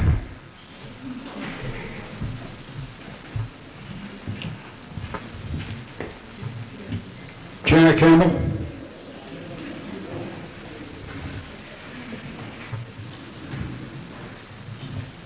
Janet Campbell, 285 Pleasant Street. One thing I did not like, I am not a wealthy person. I am well off, but I'm not wealthy.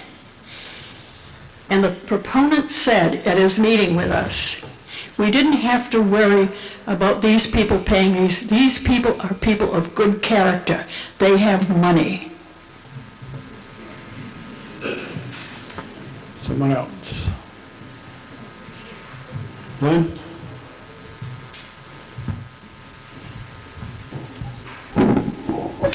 Just a clarification. What is being asked of us, and Tim, tell me if I'm wrong, is to basically rezone that piece of land so that it could in fact be what it wants to be. Right now, it's limited business, correct? And if we rezone it, then it would be hanging out there forever and a day. So I think if you have misgivings about whether or not this should happen, I would not rezone the lands so that that's the only thing it can be used for. Doug?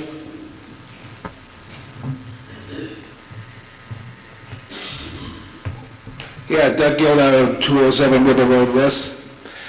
You know there was a back curve there, and further up, you don't even know that entrance is there, period, until you go by a pretty good clip. So I was looking at, put solar panel farm there again and let it go, because sometimes the power goes off on River Road, half has it and the other half doesn't have it.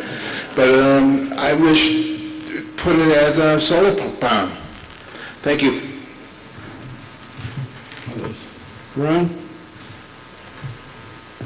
I'd like to make a comment on that rezoning. We are not rezoning it. It is still limited industrial. It has an overlay district for senior residential development. It could be used for senior residential development, or it could still be used for industrial.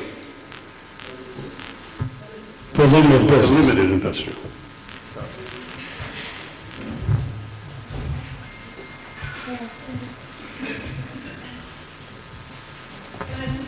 Now you gotta come up to the mic.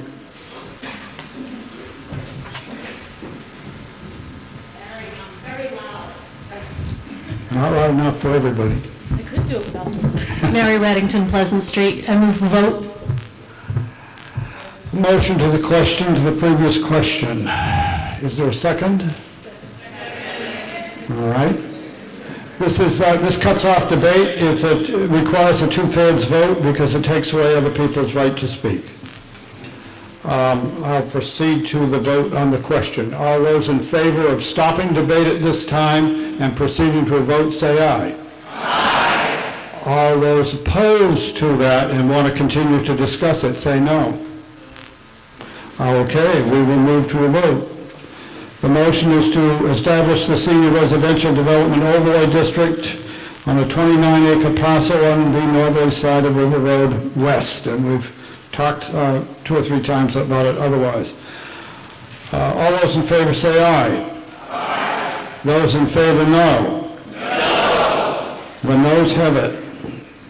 This, of course, would require a two-thirds vote in favor anyway, so.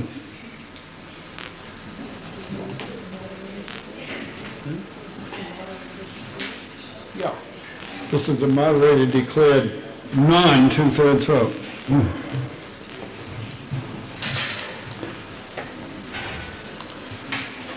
Article 46, bylaw ban of all recreational marijuana establishments.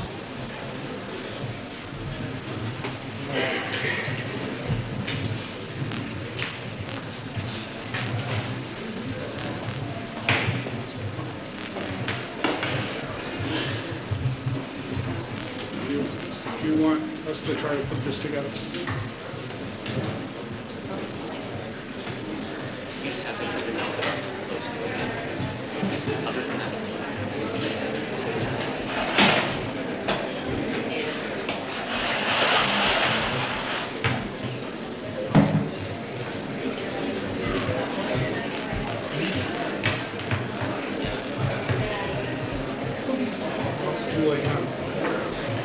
you're right. Oh, bummer.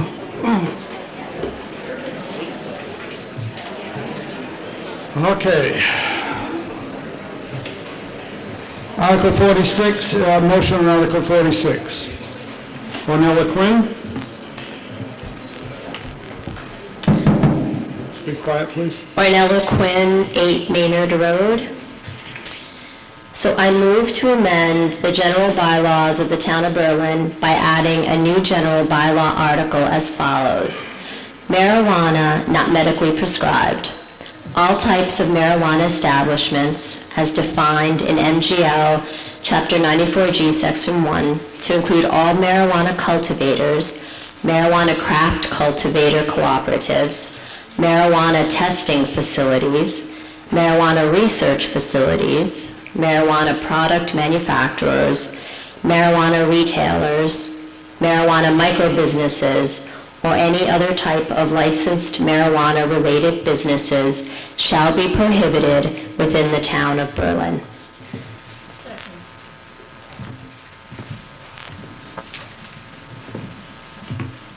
Motion is made and seconded, and it's the same language that's in the article, so I won't read it again. Do you want to speak to it? So, this article, along with Articles 47 through 61, is really the first step in the process of choosing whether or not we would like to host recreational marijuana businesses in our town. So unless we vote yes to opt out, then marijuana law requires that Berlin hosts a minimum number of marijuana establishments. So we currently allow these establishments in our town, both in limited business and in limited industrial zones. So you can refer to the zoning map that I've included in the packet that some of you may have grabbed before you came in. And you can see that the areas shaded in yellow and in light purple are those areas where the marijuana establishments can be zoned. So, why are we here if we already voted to zone marijuana last fall? Because many of us believe that at the special town meeting, that it was both poorly attended and confusing to many people. So our hope is that tonight we can provide an opportunity for better clarity on the process and for more of our community to be heard. So, historically, as we've heard tonight many times, Berlin has taken a more cautious approach to new development in our town. The process we're proposing allows to do just that. It's a more thoughtful approach to what we would like the business of marijuana to look like in our town. What is the benefit to our town to allow these businesses in? So according to state guidelines, there are 2 votes that need to be taken. One is a bylaw amendment vote, and the second is a ballot election that we'll need to hold at a later date.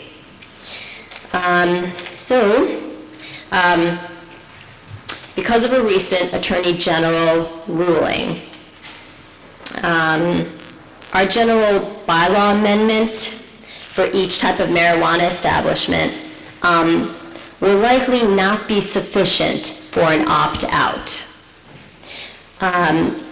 But to adjust for that, we've added that to our process. So if you take a look at the flow chart included, you will see that part of our process does include a zoning bylaw amendment, which would come after a town election if any of the bylaws are approved tonight. Then we would use the general bylaw vote this evening to help direct us to which ballot question we'd like to vote on this evening.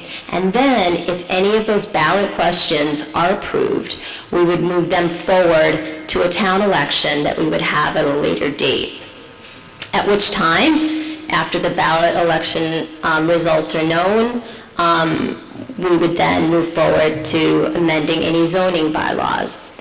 But the important piece in all of this is that you need to vote yes if you want this process to continue moving forward. So this is a multi-step process which begins this evening. And if you vote no, then the process will end this evening for that article. So we have, well, I'm going off script now. So these articles that we've included this evening do not affect personal growth, personal use, medicinal use, or any medicinal businesses. Those don't concern us. This is only about which recreational marijuana businesses we would like to host in this town. So, there might be attempts this evening to muddy the waters, create some confusion over this process. There may even be attempts to propose to pass over these general bylaw amendments. So my suggestion is that we do not pass over them, that we vote yes, and we allow this process to continue, and we take it one step at a time.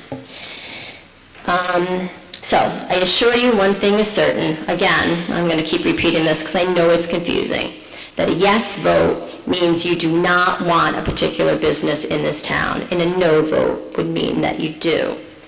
And you can check out the flow chart if that helps at all. We can spend a lot of time this evening talking about the specifics of each type of business listed. But in the end, if you want to maintain some local control over this and exercise your right as a citizen of this town, and have a say in what you want the business of marijuana to look like, you do need to vote yes. So you may not want a warehouse next to your property. You might not want the odor in your backyard. And you might not want the extra traffic that comes with additional retail businesses. Will these businesses change the rural character of our town that I heard spoken of many times this evening? Could a grow facility affect Berlin's natural resources? How will this affect our property values? Have we weighed the revenue versus cost? Have we weighed the benefits versus the risks to our town? What benefits do these businesses bring to our town? Has our town conducted an impact study so that we can answer these questions this evening? If you have any concerns about any of this, my suggestion is that you vote yes on each of these articles and preserve your right.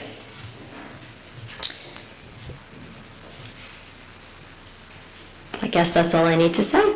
So hopefully you'll vote yes. Thank you. There's always been reference to the fact that the Attorney General has taken certain actions in regard to general bylaws that would reverse zoning bylaws. In order that we all have a chance to understand that better, I've asked Town Council to comment at this time on the effectiveness of this kind of an action that's been presented here now.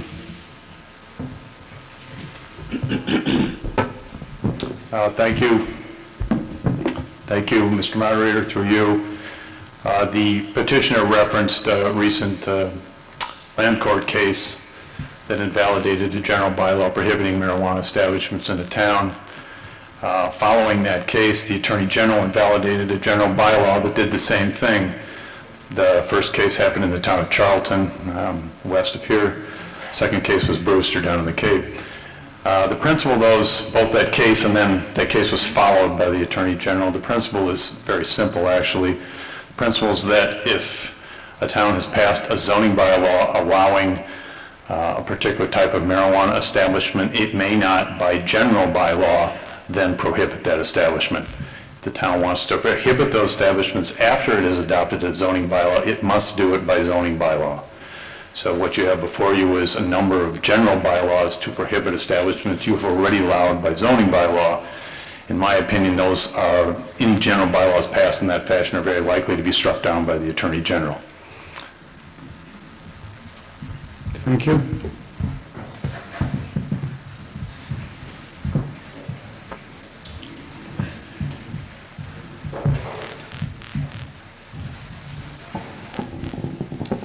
Carolyn Frosch from 17 Maynard Road.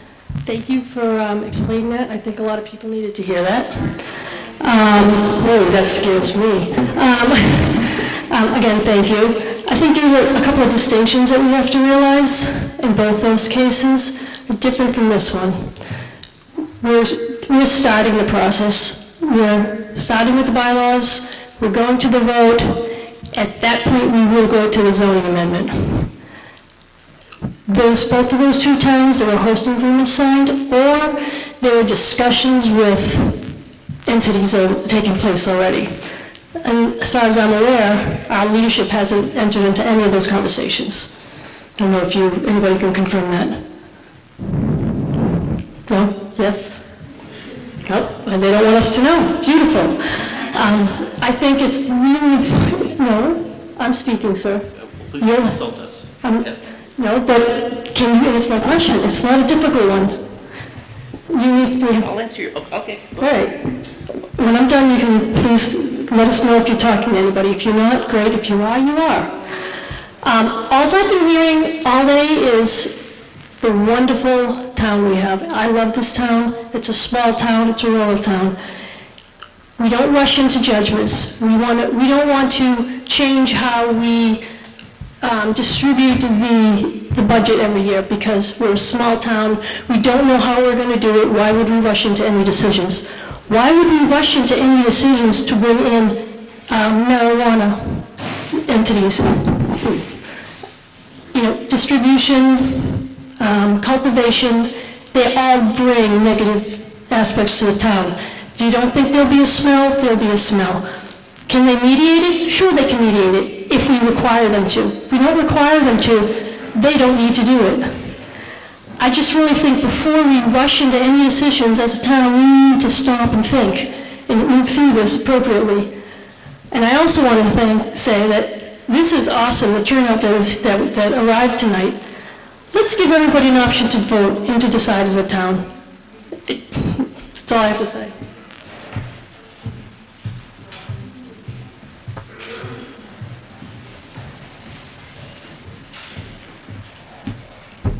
Mr. Moderator, on the basis of the Land Court and the Attorney General's decision, as anything that we pass tonight would be likely to be struck down by the Attorney General anyway, I move to pass over Articles 46 through 61.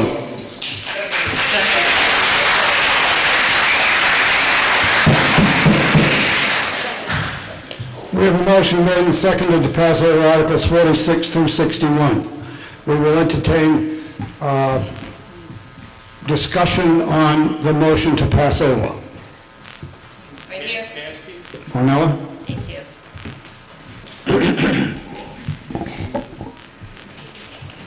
Okay, so let me clarify a few things. It is probable that the Attorney General could strike this down. Could strike down an opt-out if we had completed an actual opt-out process. We haven't. We are beginning our process, which begins with this. The next step will be a ballot election, which is mandated by the state. It's required. We will need to do that. Once we have the results of that, if it's a yes vote, then we move forward to a zoning bylaw amendment vote. It is at that point that our opt-out process is complete. And it is at that point that the Attorney General will review it. Now, I also know Charlton is appealing this land court decision. The Attorney General based her strike of Brewster's opt-out. She based that on the Charlton Land Court decision, okay? It is being appealed. If they win that appeal, then it's probable that the Attorney General will revisit some of these strike downs. I don't have the answer to that. The only answer I have to you tonight is, if you vote yes on the general bylaws, it will point us in the direction of which ballot question we would like to vote on tonight. It's at that point we'll vote on the ballot question. If any of those are yeses, then we know which questions we move forward to a town election at a later date when our town leadership chooses that date. So this is a multi-step process. We are beginning it this evening. At worst, our general bylaw article will be invalid. Okay, let's say that happens. But at best, what it can provide us this evening is a direction. It's a vote of confidence in what the town wants, and it also points us in the direction of which ballot question we want to vote for. So we don't need to vote on all the ballot questions. So you have a group of I think it's 8 general bylaws, and we've provided 8 in order to give the town the most flexibility. Some people might prefer retail over cultivators, manufacturers over research, and so on. So we thought it was prudent to list those individual establishments.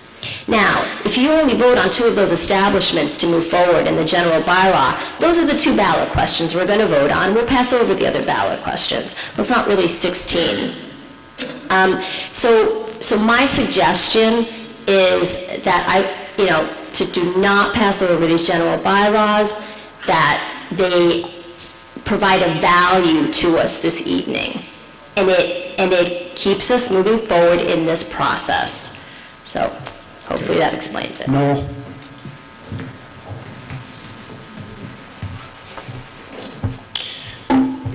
So,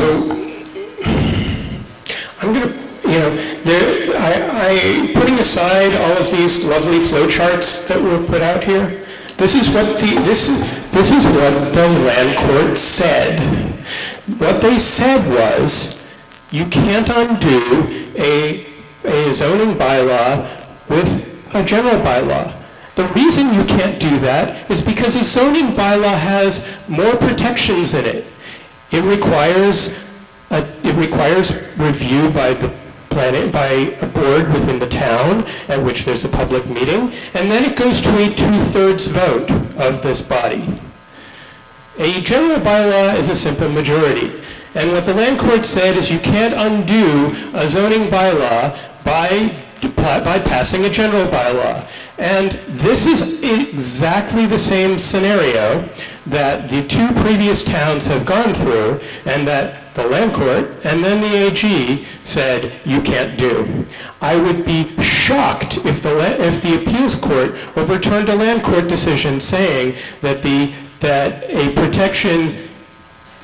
protection to the voters of this town and other towns like it in Massachusetts of a 2/3 vote is not significant enough that it can be overridden by a simple majority. That's all I really have to say.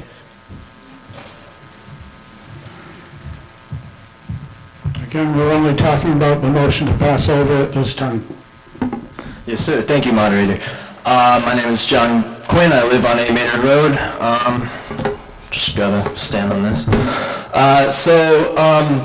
I guess I just wanted to say that these articles, they don't infringe on anyone's rights, and on top of that, they do take a step back. Now, I think the general consensus that I've gotten and what I'm getting is that the last special election or public meeting that was held, there wasn't a great turnout. There wasn't a lot of representation for all of the opinions that this town consists of. And without that, it's a reflection of unconstitutionality, and it's a reflection of a sort of very small scale sort of grab. It's not taking the time to make the right decisions like we are doing with things like zoning for living, what types of people are going to live in our houses, how old are they going to be, how many are we building.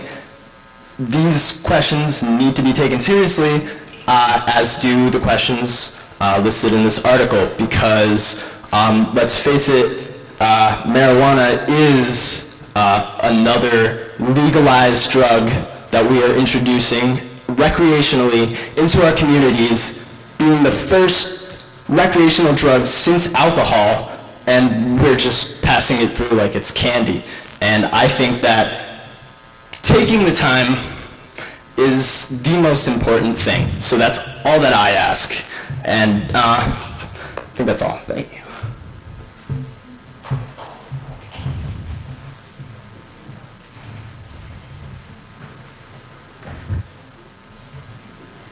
Given that the town, hello, I don't want to come back at me. Given that the town has already voted on this before with a 2/3 majority, and given the legal issues, and I think at this point we should call the question seriously. If you want to call a question, you can't talk about, you can't say anything else. Oh, I'm sorry. So I'm sorry, I can't take it.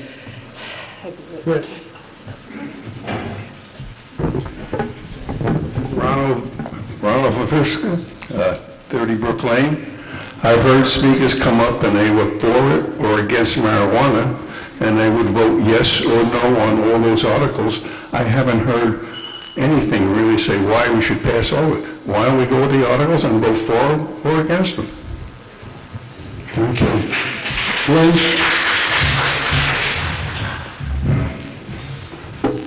There's a lot of neighbors ugly with each other over this. A lot of people say they didn't understand what they were voting last year. That may or may not be true.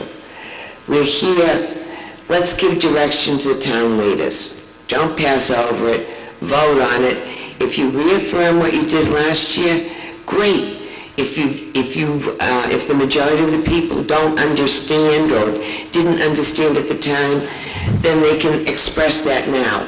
And the leadership in the town and the planning board will have the guidance they need to do for us what they need to do.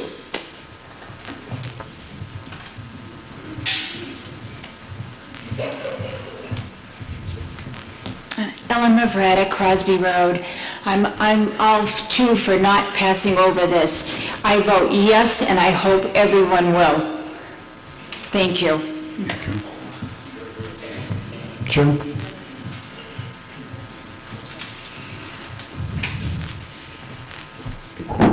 Jim McNichol, 113 Boylston Road. Thank you, Lynn. You did most of my work. I just will reinforce what she said. I was sitting there and thinking, okay, I usually stay till the end of town meeting, and I've not seen this many people. So everybody has come. There's obviously an interest. We're here. Take the time. Vote yes or no, and it'll do exactly what Lynn said. It'll give us guidance that to go one way or the other, even if it's the intention. And from that pretty flow chart with that derogatory statement, or felt derogatory, was showing you the process. And so the realization is that maybe that this is not, the vote is not going to change the law at this point, but it is going to give indication whether there is interest to proceed to try to change and make a different status. So.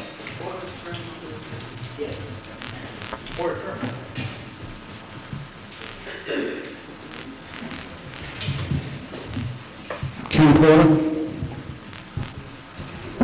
Ken Porter, 32 Village Lane. A vote to pass over will also give them really clear instructions and save us a lot of time.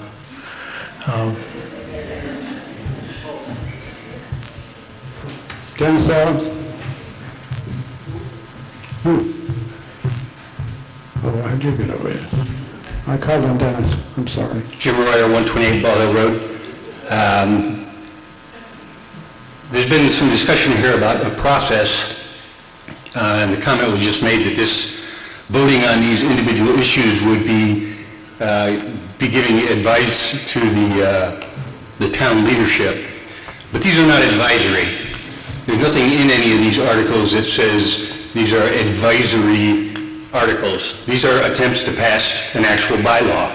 They're not advice, they're actual laws. The process here is backwards. The land court has made it very clear that the zoning ordinance is the driving ordinance here. So we don't need all these individual articles. We don't need a town ballot. All we need, if somebody wants to change it, is change the zoning, bring up an article to change the zoning bylaw. You can change the zoning bylaw and prohibit marijuana establishments in town, and it's done. All this other stuff is just extraneous. That's not quite right. You indeed still need a ballot question voted under the marijuana bylaw. Barry, can I speak to that? Very limited in regard to that point. It's been limited this evening, Yeah. yes. I appreciate that. It's late.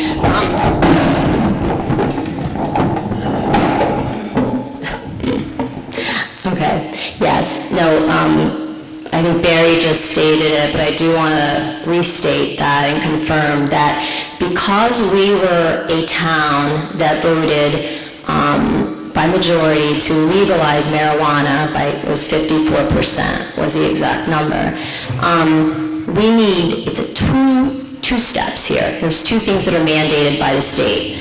Both a bylaw amendment, if you look at the municipal guidelines, it only says bylaw amendment and a town election. We need both. That's why we have the ballot questions on the warrant this evening.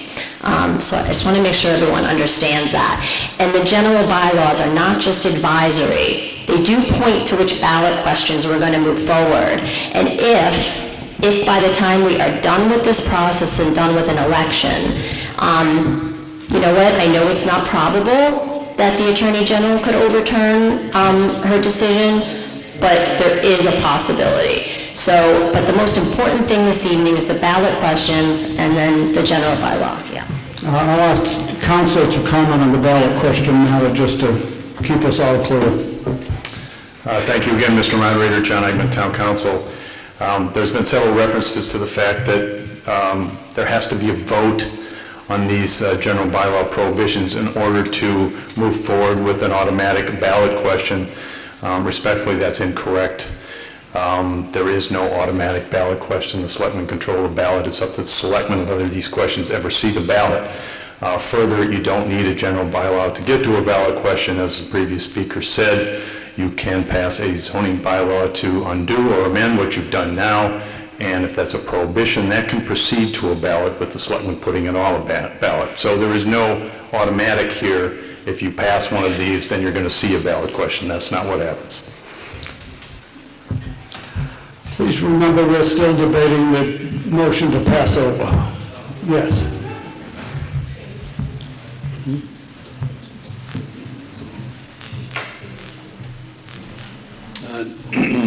Dennis Beaver, 20 Peach Hill Road. Is there any data, do we know anything about how communities that have tried having marijuana establishments, what happens to them?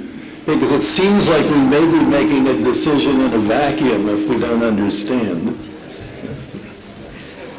I mean, we can use our intuition. This whole thing is all happening in the course of the last couple of years, so there's not much history to go with. Okay, thanks. Yes. Dan, who are you pointing at? All right, make it fast. Trying to get different people to speak. Tom Pruno, 91 Ball Hill Road. I move that we vote on the motion to pass over. Yeah, that's a motion to the question. Is there a second to that? Okay. All those in favor of ceasing debate on the motion to pass over, say aye. Aye. Those opposed, no. No. Okay. That means that we will go back to the motion to pass over. And that is, I move to pass over Articles 46 through 61. All those in favor say aye. Aye. Those opposed, no. No. Oh my goodness. I could rule on that, but we're going to count it.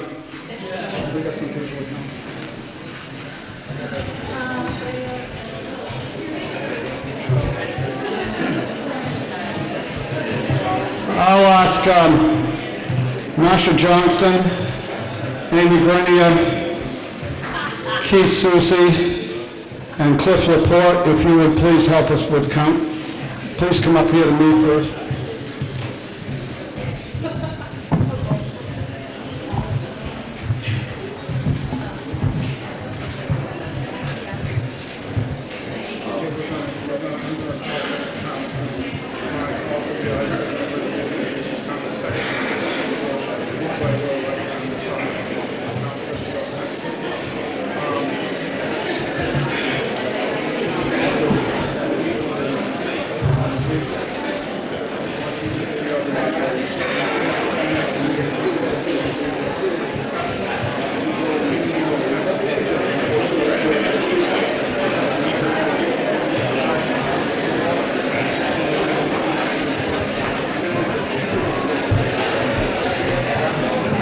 Okay, let's keep the discussion to a minimum, please. All those in favor, please raise your hand. I'm sorry, this is a motion to pass over. All those in favor of passing over Articles 46 through 61?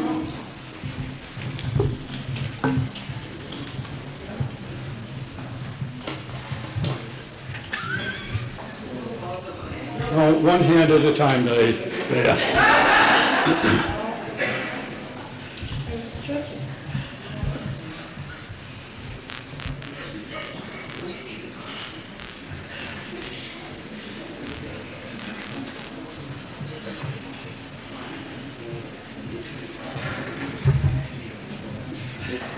Peg.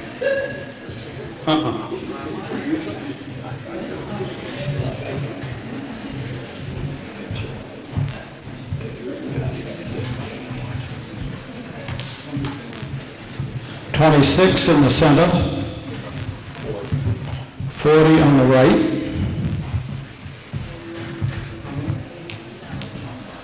31 on my left, and 7 in the bleachers. And those opposed to passing over Articles 46 through 61, please raise your hands.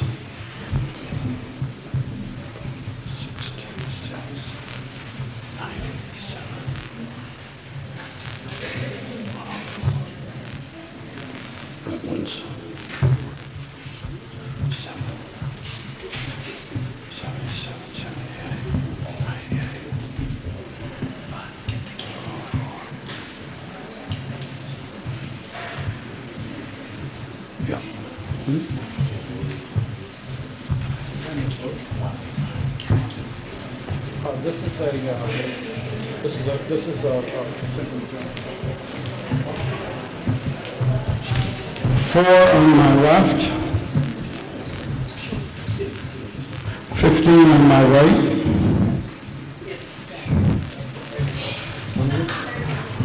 36 in the center,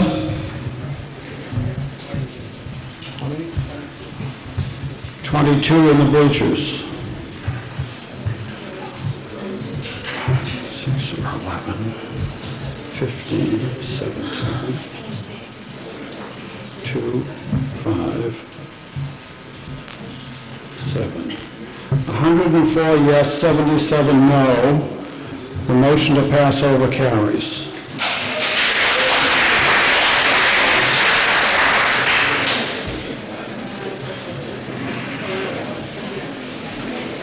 We're not quite done, don't go home yet.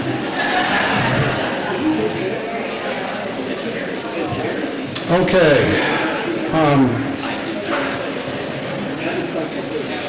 We have a motion for Article 62.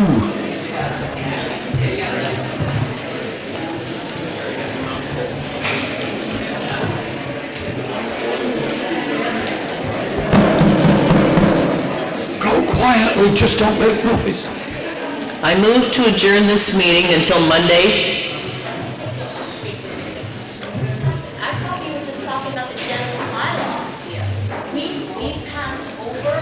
We just passed over all of those articles. That's correct. We passed over all those articles. We just passed over all of those articles. We just passed over, Mrs. Quinn, we're done.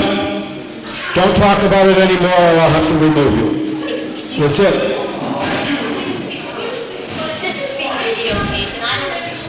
Okay, everyone. That's enough. I move to adjourn this meeting until Monday, May 13th, 2019 at 12 noon at the town offices, 23 Linden Street, lower level, at which time the polls will be open for the election of the town officers under Article 62 of the warrant, and that following the announcement of the results of the election, this meeting be dissolved.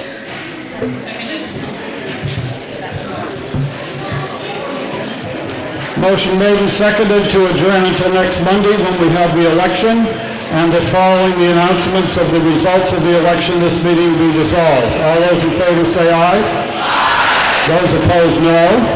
Motion carries by unanimous vote.